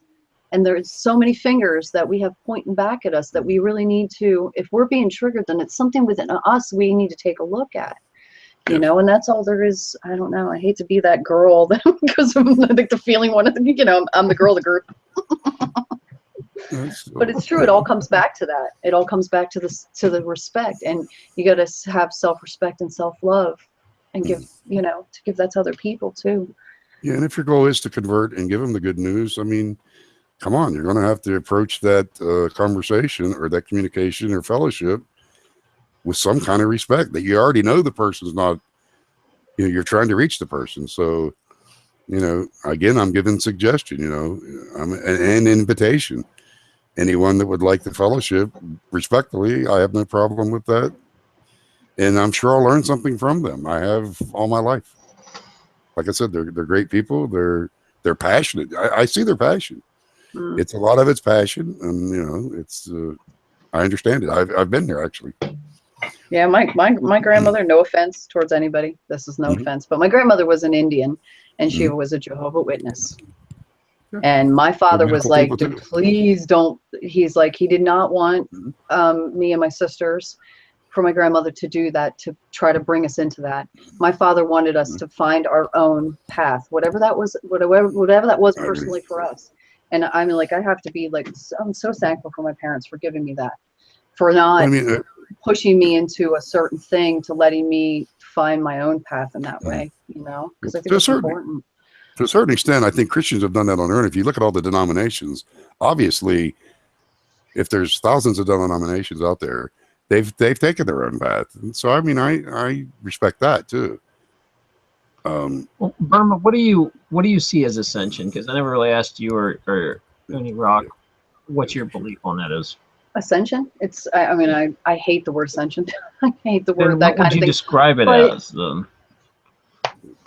Labels. Okay, yeah, right. I mean, in the English language, I think it's extremely hard to kind of explain, but I guess how I see it is, you know, when you start learning about energy and you start raising your frequency, that is you ascending. So I think for people with a Mandela effect and that kind of intertwined, that you're ascending. So this is why you see so many more things, right? I mean, that makes sense to me anyway. You know, yeah. So there's my short and quick answer. There it is. Is that good? Well, Yes. what would you call it if it's not Ascension? I mean, do you want to? Is that a I loaded don't word know. now? Is it, Ascension just did we just for me, it does did they these just lose the level thing, and argument? I don't really like the level thing. Yeah, because You it makes know, it I sound think like a we're all different. higher level. Yeah, I Right, agree with right. you. It makes it You sound know- like, oh, look at me, I'm ascending, and you're not. I don't know like how to spirits. describe it because it's like Like you know, awakening. about- And you're awakening. You know what I I'm like talking about? that awakening. Like your eyes are awakening. being open to the way things Yes. are, and you are To new- raising new your things, vibration yeah. to be able Right. to do that. So it is Yeah. sort of agree a with you. level to some degree, but not really. It is Not the more same. of an awakening. Absolutely. Thank you for that, because that I agree. works. Berman, Ascension makes it sound like you're higher than the next person, and that's. And yeah, I'm I not. agree. And I'm not. No, and I don't Right. think any of us are. You know. Omar, Yeah. Omar in the chat room says learning equals ascending. So like, you know, when you ascend through grades, 1, 2, 3, 4, 5, 6, you're learning. That's what I said earlier. Yeah. Yeah, maybe learning. I always I think it's feel more bad than because Form I of just ascension. I don't have a better word for it. Like when I always was like, hey, let's, you know, we're going to go to a higher vibration. We're going to do better things. We're going to be more positive. I don't like to separate like, hey, I'm better than you because I'm vibrating higher or something like that. I don't want to throw that vibe, but there's, but I don't know how else to describe it because there are definitely people that are, I mean, there is a separation. I hate to, Well, I'm yes. not trying to, separate. I mean, but isn't that the there is a duality separation. too? I mean, we live in a I'm not duality, trying so. to be like, Well, it's- Karen, no, when I mentioned, oh, go ahead. I'm sorry. no, go ahead. When I mentioned ascension or awakening in the embryonic stage to those stages that I mentioned, to the infant stage, I think people are waking up on different levels, you know, or ascending, if you want to call it that. And I don't think that it necessarily means higher or lower in the sense that we would commonly think of higher and lower. It may be something they did in their physical life that by the time they start this awakening or ascension, they're not going to be in an embryonic stage. They weren't locked down by all these boxes and all these molds that they built around themselves. So when they break free, they may end up as an adolescent. So I tried to put it on levels that way. And that's still kind of level. I understand that, but I don't think they know what level they're on. So that keeps it from, I'm higher than you and you're lower than me. And I'll give you a good example with that. I may say, be in fellowship with someone and may appear to be on a higher level because I'm teaching them something. They'll flip the subject around. They'll start teaching me something. Well, obviously we're on that same level because I just learned something just as important from them as I just shared with the other person. So for that moment, they may have shifted to the adolescent stage of that ascension, and I moved to the infant stage, and then we shifted back. And then the Yaqui way or the Carlos Castaneda, they call that a shifting of the assemblage point. It happens all the time because we learn from each other. That is what happens. We actually, if we take the time, the respect, we will learn from each other, no matter what angle someone's coming from. Right. You know, we all are teachers. Parents all of learn us. from a newborn child. You know, you trust me. If you have kids, you know you will learn immediately.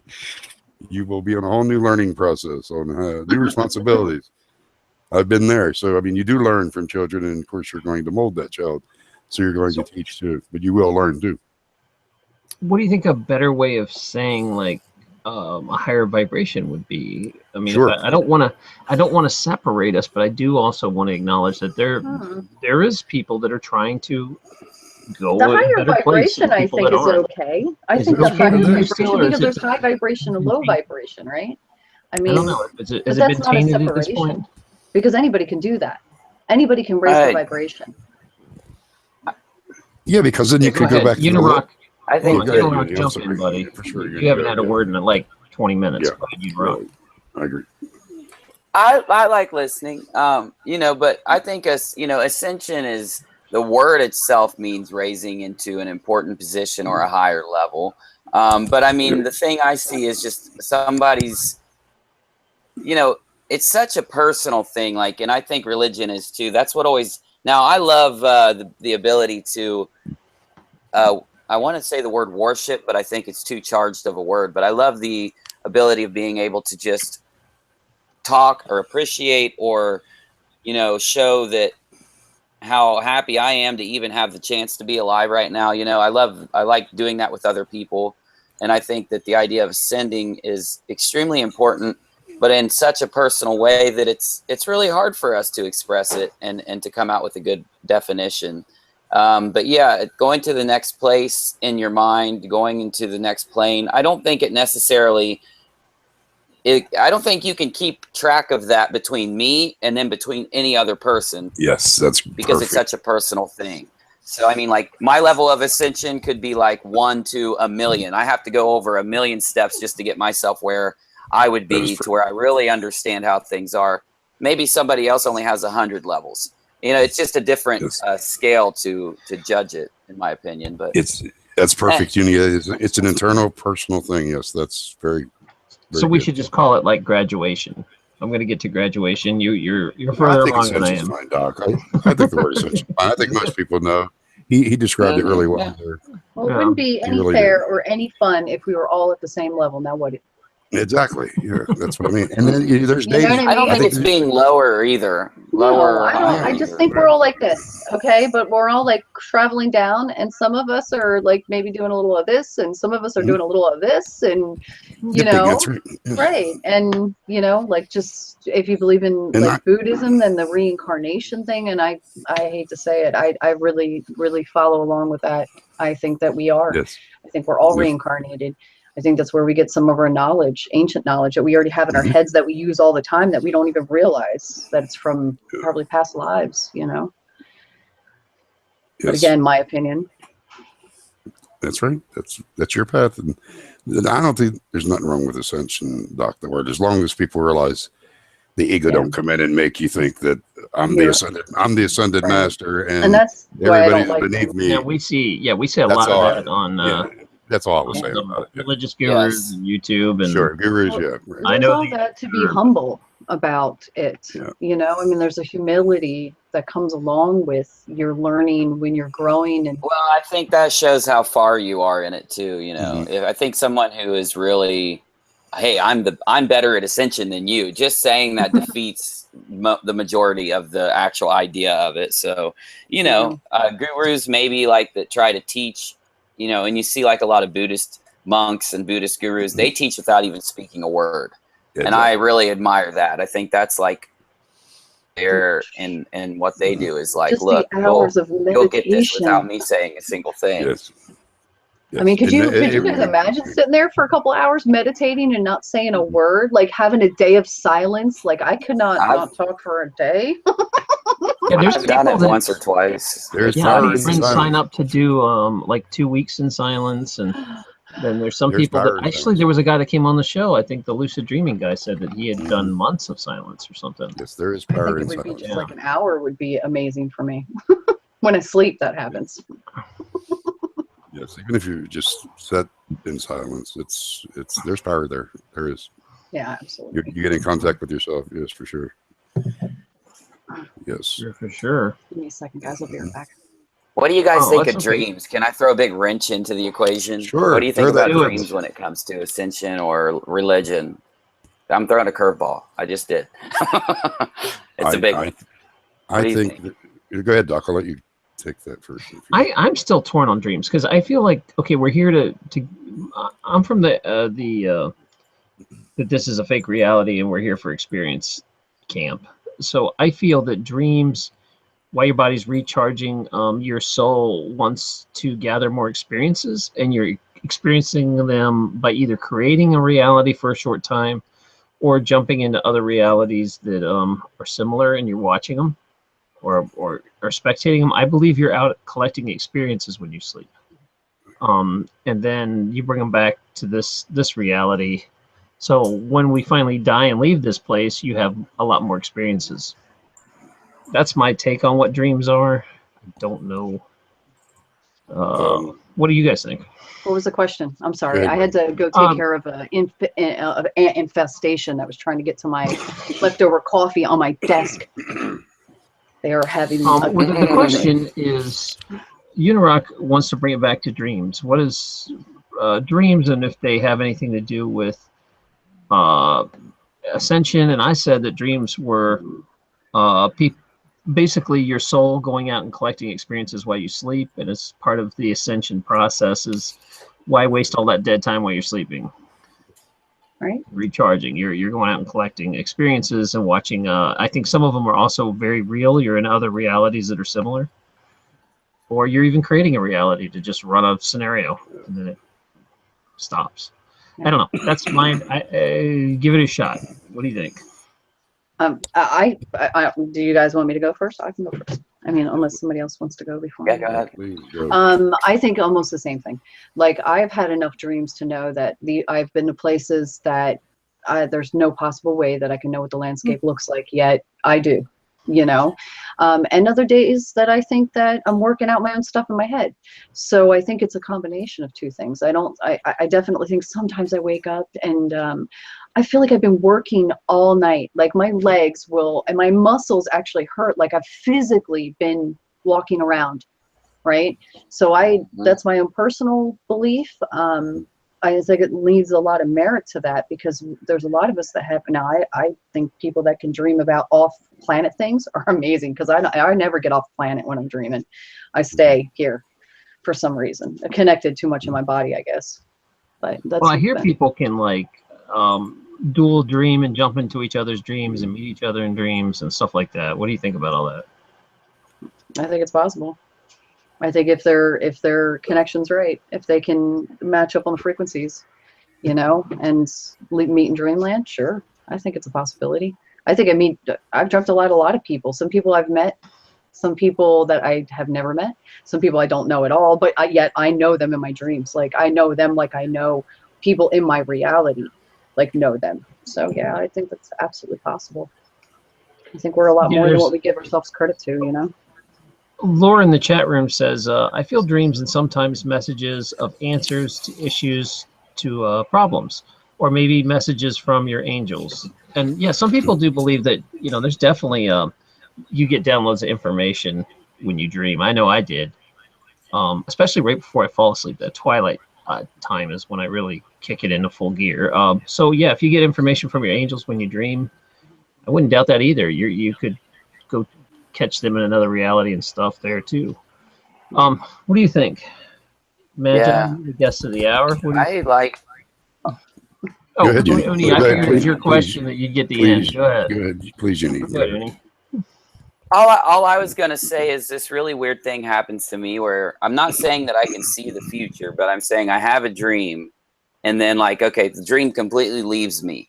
And I know it's still in my mind somewhere, and I'll go out and I'll be experiencing my day and all that.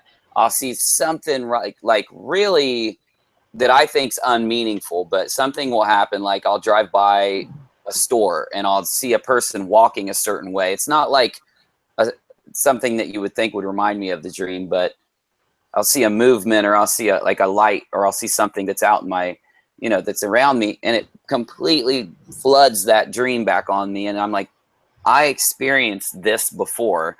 And I was just going to throw that into the discussion. Deja vu. So many times. It's deja vu. That's what that is. I mean, that's what I really think that is. Yeah, absolutely. I've experienced that. Deja vu. Yeah. Yeah. Mm-hmm. Like I said, I've met people that I've dreamt about. I dreamt about my son 2 years before I had him. at that time I was 16 years old when I dreamt about him. I'm like, I'm not thinking about having no kids. What? You know what I mean? But you know, I did have a kid, 18, 19 years old. So I mean, I think it's possible. I mean, look at all the people that were prophets that denoted certain things that were going to happen in the future. So I mean, I think that's a possibility for us all if we you know, are raising our vibrations to a certain level and a certain consciousness within us all to be able to grab things. I mean, look at when, okay, not to bring up, this is a point though, 9/11, that there's tons of people that felt that prior to it happening. So, I mean, yeah, it's kind of, you know, whether it be dreams or just the vibration of it. So I'm done with my thought. Excellent. What do you think, Magi? We haven't heard you yet. Actually, in the Carlos Castaneda writings and Juan Mathis, his shaman, it's all about dreaming. It's called The Art of Dreaming. And yes, Taryn's right. It is according to them, actually what he says is that our world is a cluster of worlds similar to the multiverse or whatever. And that when you dream, you enter into all these, and these worlds are actually just as real, if not more real, than the world we live in today, which kind of goes back to the digital and maybe what he was talking about. But his whole philosophy is how to enter the dream attention. I've got several videos on the dream attention. I've practiced the dream attention. I really didn't want to get into that because it's very personal. And it gets considered sorcery. Not that I'm ashamed of it. Not that I'm ashamed of it. It's just I could go on forever about it. Yes. We had well, the reason I was saying that's because a lot of those shamans will use. That's why I asked Karen the other day. I didn't get on in time. To them, there's no difference between astral. The label doesn't matter. You know, you're in another. Your consciousness is out there. Your body's here. Your consciousness is out there. In the case of Juan Mathis, he learns to control the dream. He can completely control his dreams and teaches Castaneda how to do it and others. And I mean, you want to talk about ascension in that sense of higher levels of awareness. Yet the master never says he's on a higher level of awareness. He just shows you that he is. Those are the books that I would suggest because they are really deep into that and they walk you into it. You know, Magi, I had that happen once when I was young as a teenager. Mm-hmm. I had it down where I knew I was dreaming. So that was I've experienced that. Amazing. Yeah. Amazing because you could do anything. You could do anything. And I somehow lost it along the way. I think even if you apply this, you know, and not in every case, if you watch a scary movie, you may fall asleep and have weird dreams about, you know, someone chasing you or whatever. So when you're, if nothing else, when you're reading Castaneda's books, you're naturally going to start, just like when you're watching a movie, experiencing these changes in the dream that you start realizing you're dreaming. And it's something, it's a very scary thing at first, because if you start moving, usually it's slow. I know some people have this is what I meant by some people go into stages, may end up in the adolescent stage. In my case, the first time I set up and then kind of seen myself sitting there, that's why I was trying to relate it on Current Show to out-of-body experiences, because I actually set up and seen myself sitting there. It's a very fearful thing at first. He walks you through the books and teaches you how to control that and how to move.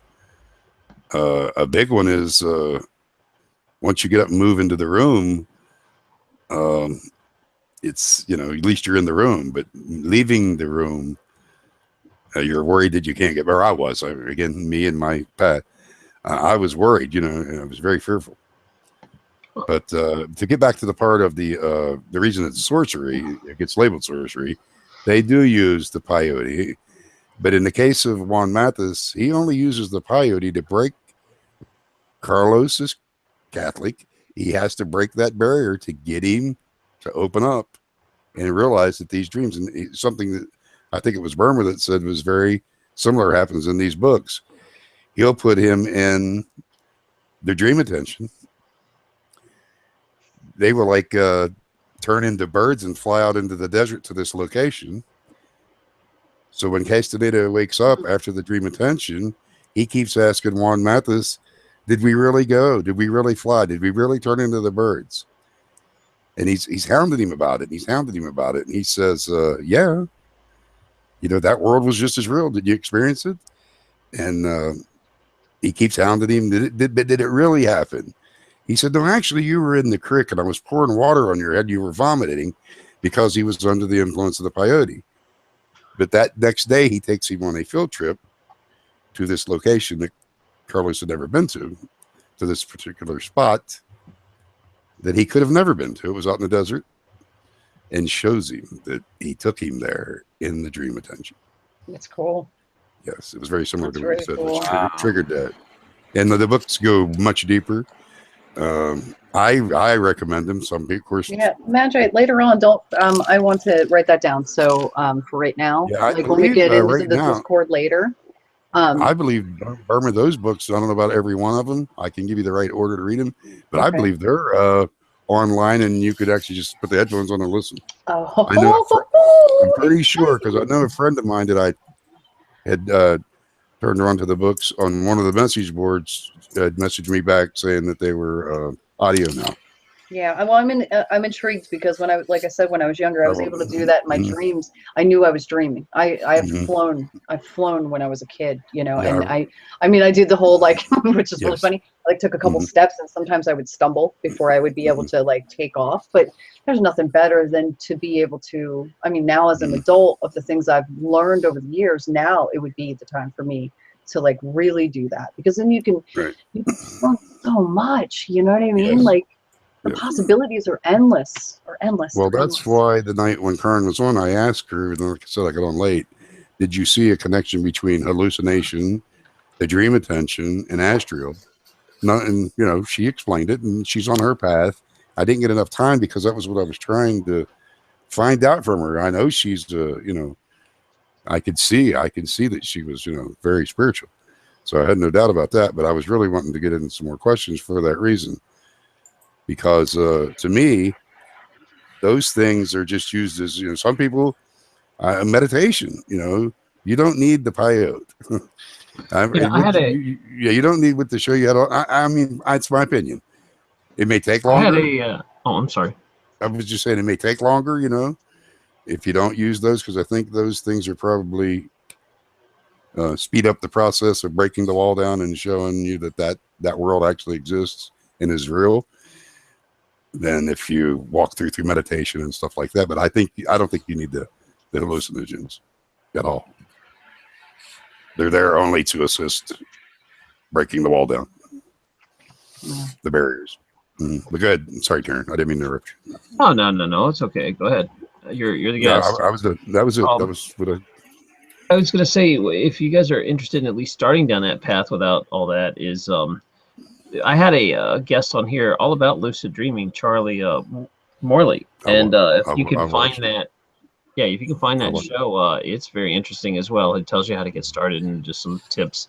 And then if you're interested in using drugs to dream, I had another show with Barry last week, which we talked about that too. That some people need drugs to break into the next spiritual realm, and some don't. Just right. Some of those shamans. I will caution on that one, just for the simple fact that some of those shamans. Let's hope that your shaman. Nothing against Barry. Please, no, Barry, don't take it Barry's not a fan of shamans. If you heard. No, well, I meant maybe not necessarily. I'm not saying necessarily shaman. I hate labels. That's what I meant.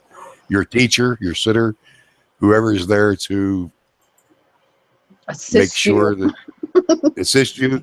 Yeah, if you are going to do that, please make sure they're qualified.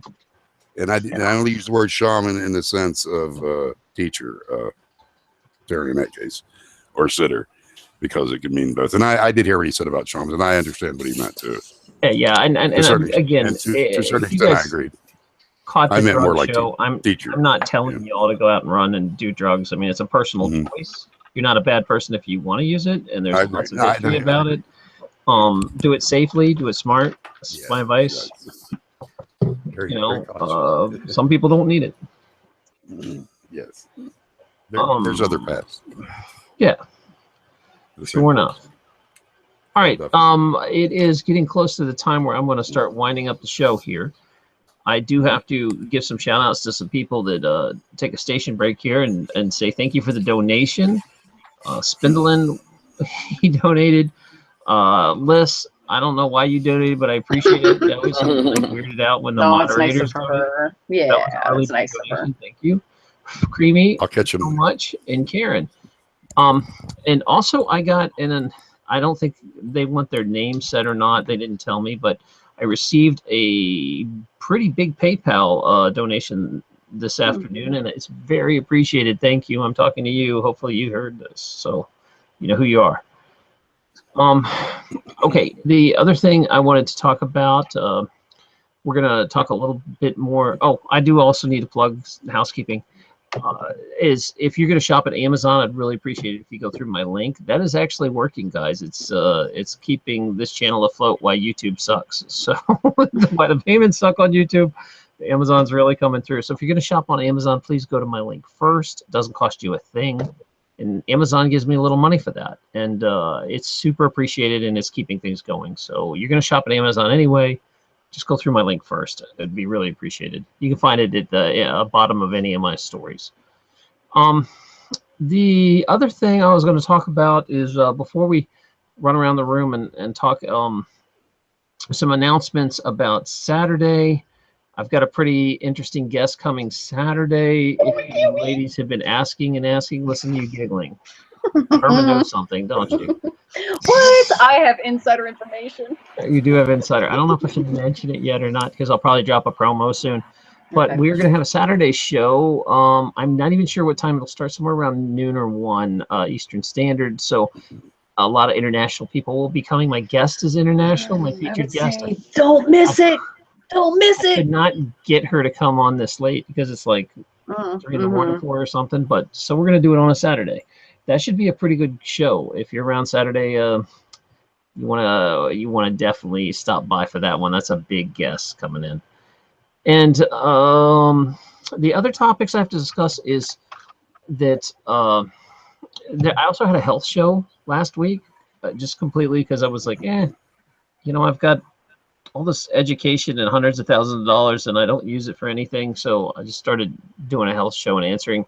I think it was well received. Burma, you absolutely. I had a couple of just like even my friends that were on that were asking questions, and I think that that's something that you should keep doing. I think that I was trying to get some feedback. I think that's good. If it was too far out for people or not. not. Well, that's the chat room. I mean, like I'm sure that people really received that well, and chat, I mean, you guys you're going to get tons of questions. Another health story, because there's two things people have brought up. A lot of people want to talk about autoimmunity, what to do about autoimmunity. And the other one is miscarriages. That was actually pretty good helping women with infertility and miscarriages. You say stay away from massage therapists for the first 2, I think it's like almost 2 months. You can't touch. They can't touch. They can't touch like right there. No, I'm being serious.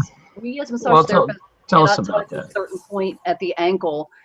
Because we can make them have a miscarriage. If you put too much pressure on the ankle, there's a miscarriage point on there, so you can't. We usually won't touch pregnant women for the first I think it's first trimester. So it's kind of serious. Don't be touching the back of your ankles if you're pregnant. Awesome. Okay. All right. Garrett, she keeps emailing me about something called "Have you seen this man in your dreams?" I'm just going to post a link in chat. It's apparently a lot of people are seeing this same person in their dreams, and they drew this picture of them. Oh, I've seen 2,000 people. Yeah, he looks. He kind of. I don't know how to describe him. I'm going to post. I don't know if Unirock, if you could pull up a picture of it. I'm going to send you the links right now. That'd be awesome. So then hold on, so you guys can see this. I suck at pulling stuff up, and Uni's a lot faster at it. Yeah, Taryn, haven't you heard of that point on the back of the ankle in the first trimester? About that being a miscarry point? No, really? You've actually, never I have heard- not heard seriously? that. Mm. No, There's a what is Mandela effect. what is the concept about that? Because that's news to me. Yeah, actually in school they were I very adjusted a lot of pregnant ladies' ankles, and I didn't know that was an issue. Well, you're not massaging them though. You're just No, I'm grabbing a not hold putting. of and Yeah, pulling on them. just realign it's done. You're just doing one of these numbers. Is it like a reflexology point that is pushing? Yeah, you have to. It's like the back of the Achilles heel, back down there. You're not supposed to put any pressure down there. It could be with the nerves and stuff like that. It could send. I'm not quite sure like what the technical reason, what exactly happens, but I just know that they told us to be very careful. Do never first trimester. And it's not just because the person can't be on their side, because it's great to massage pregnant women. You know, it's very helpful for them. So let me see. All right. Well, we'll talk about that. I'll have you on the That's back fine. on the show for the health shows. Okay, good. We'll talk about that. There's definitely some big reasons you can't have a baby that you can pay. Oh my gosh! Now it's probably like $20,000-$30,000. It used to be like 10 grand back in the day. And these problems are not addressed at these super expensive clinics. I do not understand. There are some things you can do to help get you pregnant and to hold the baby better. That's, I don't know why you're not hearing them, but it's not mainstream advice. So if you want that show, I can do that, or we can do an autoimmunity show. We could probably touch on both of those things, especially if it's another 4 hours. Well, they're both big topics, and yeah, we'll figure that out. We'll have to see what people want. You guys will just tell us. All right, Marlene is starting to kick me about the time. I want did you find the video, or the picture? Don't show the video. Unirock, just show the pictures, and I'll drop the links in. Yep, right there. No, he slipped. Let me see if I can drop these links. She's I'll talking probably have a about. dream about this dude tonight. You know, About I this mean, dude. really, I know. Maybe that's why everybody's dreaming about him. he's kind of. You can just search him on Google; he'll come right up too. What are people saying about the what? I know what are she they wanted me to dreaming? ask if we've seen this in our dreams, and I've never seen this dude, but you know, he looks like everybody else. I mean, I've seen. That's pretty interesting. Yeah, more of a generalized face, but still, yeah, a lot of people, thousands of people, quote, have been seeing this man in their If I thought dreams. I seen him, he'd be like a small dude, like a little dude, like a gnome. That's what he looks like. He looks like he'd be like about this big. You get what I'm saying, right? I mean, I guess he's never heard of tweezers. I don't know. Have you seen this Unirock in your dreams? Yeah, right. He's never heard of tweezers. He's got a unibrow. Unibrow. All right. Trying to fix my hair. He'll come for you. I wonder what he does in the dreams. Like, is he? Yeah, I'm interested. I'm interested in what people are saying.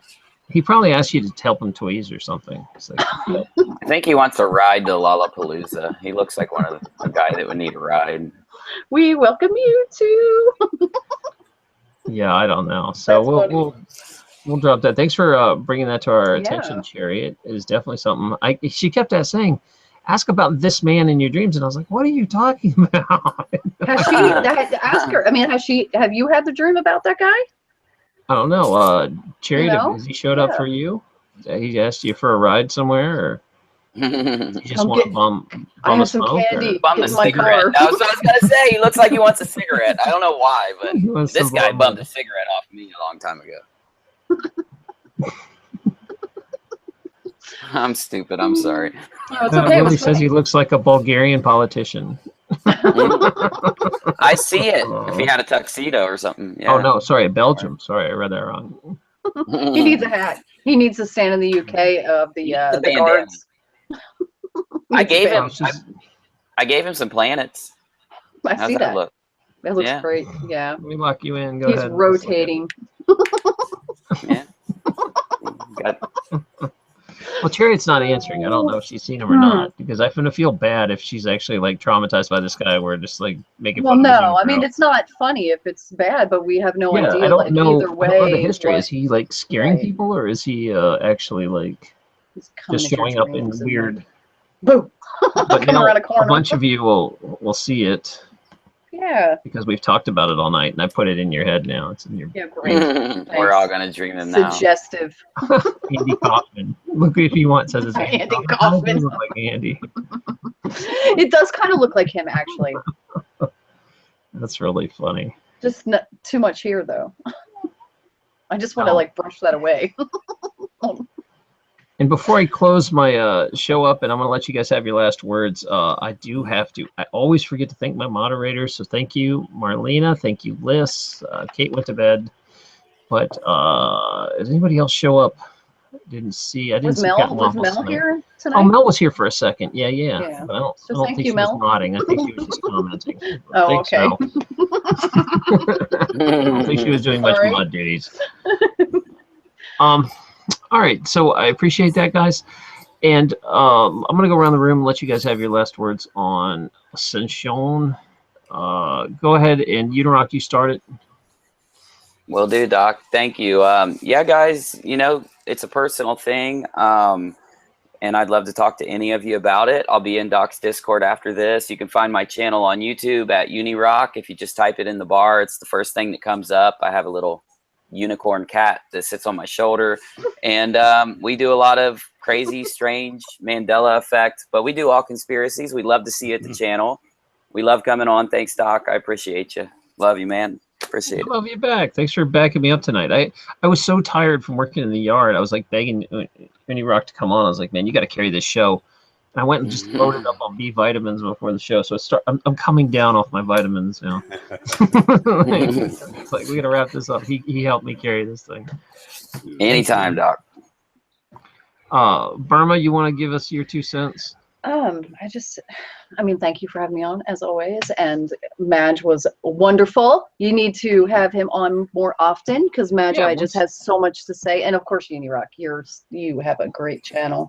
And Magi, I'm sorry, I have not gone on to see your channel. I'm sorry about that. I'm going to do that though. I'm going to check your stuff out now, mister. I'll be stalking you. And yeah, I know, right? And thank you for just having me on. And I just say, be nice to people. Like when you are, you know, just be kind and gentle, and that's all I got to say. And you know, be nice to your cat, just like Terrence says. There you go. You're living what I say. Living the dream, man. Living the dream. What do you guys think Vegan would say? He'd say something like, "Trust your 5 senses. Don't worry about what people say." Guys, help me out. What would you Don't eat meat. Make sure you work out. Yeah, work out. Take care of yourselves. That's right. It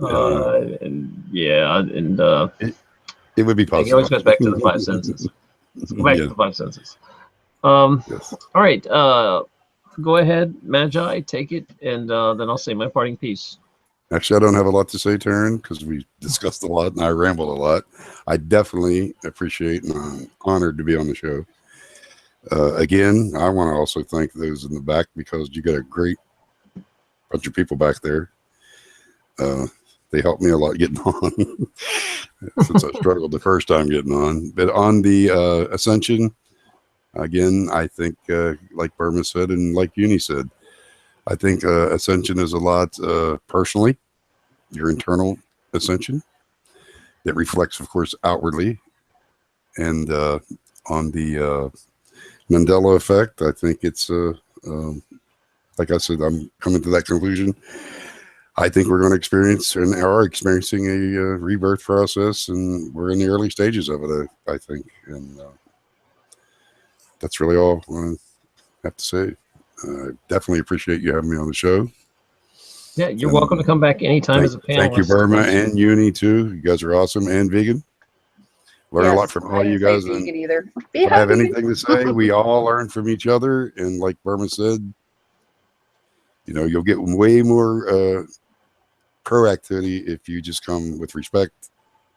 And respect, basically, is all you need. I mean, respect each other's beliefs. Respect and love, man. And you will have fellowship. Yeah, you can disagree, but you will have a positive fellowship. I guarantee it. Done it too many times. Right on. Thanks, man. That's about it, brother. Yeah, I love you. Love you guys. All of you. Oh, I love you guys too. Love you too, man. Yeah, you guys want to hear from? any one of us, we are all going over to the Discord chat tonight. If you don't know what we're talking about and this is your first time, go like, why do they keep talking about Discord? It's a terrible name. I know it's a gaming channel. It should be like Harmony Chat, but what we're going over to is the Discord, and it is an audio and a text chat. They're posting links here, and you'll be able to hang out and talk with us after the show about any of these topics you want firsthand. So please come over and be part of the fun. It's awesome over there. The other thing I wanted to mention also was that I do really appreciate my guests coming through for me, but I'm always looking for new guests that you find interesting. Feel free to email me and let me know if you find some people or topics you really want me to talk about. I'm always pretty open if you just come into Discord and say, hey, you should have this guy. I think Marlena's found me like 6 or 7 people at this point that have been really good, and and I listen and I'll invite them on. Okay, guys, I really appreciate that. Make sure you swing through on Discord, and wow, this is an interesting show tonight. We really kind of got into it. So as far as Ascension goes with me, I just feel like no matter what your idea of it, you can't go wrong if you just try to be a more positive person and do nice things. I mean, it comes down to that simple formula. It's like, go be nice to each other. So that's how I'm going to end. Obviously, you know what I'm going to say, right? You don't have Stay to positive, say support each other, and be nice to your cat. Exactly. That's right. They love you. Even though they don't act like they love you. My cat doesn't act like he loves me right now. Mine are here. So look at this. my Look at cat's this. I got like 2 of them. Can you see They all got these 2 spring ones fever. down here? I got Come on, one show up off your here, cats. and then I got the one down there sitting right next to me. She's even looking at me. I missed the first one. The first, on the table? Yeah, and then there's My one down cat. there. Yeah. All right, if you guys want to show off your cats, Magi, do you have a cat? Before we What go. are you doing? No, I've had cats all my life. I have a fish now. Oh, you We can got show off those. your Gotta fish. love You your like fish. fish? A rumblefish. Do we like fish? I don't know. I'm just All right. Yeah. Uni, I don't know where your cat is Sorry. that floats in space. He's missing. Yeah, he's floating off usually on your something head. or Saturn. I don't know. Yeah. Came into the show and he's got it on his head. Oh my goodness, I was busting out laughing. There it is. Yeah, it's great. All right. I love it. Love y'all. I'll see you in Love you the too. Discords. Discord. Bye, everybody.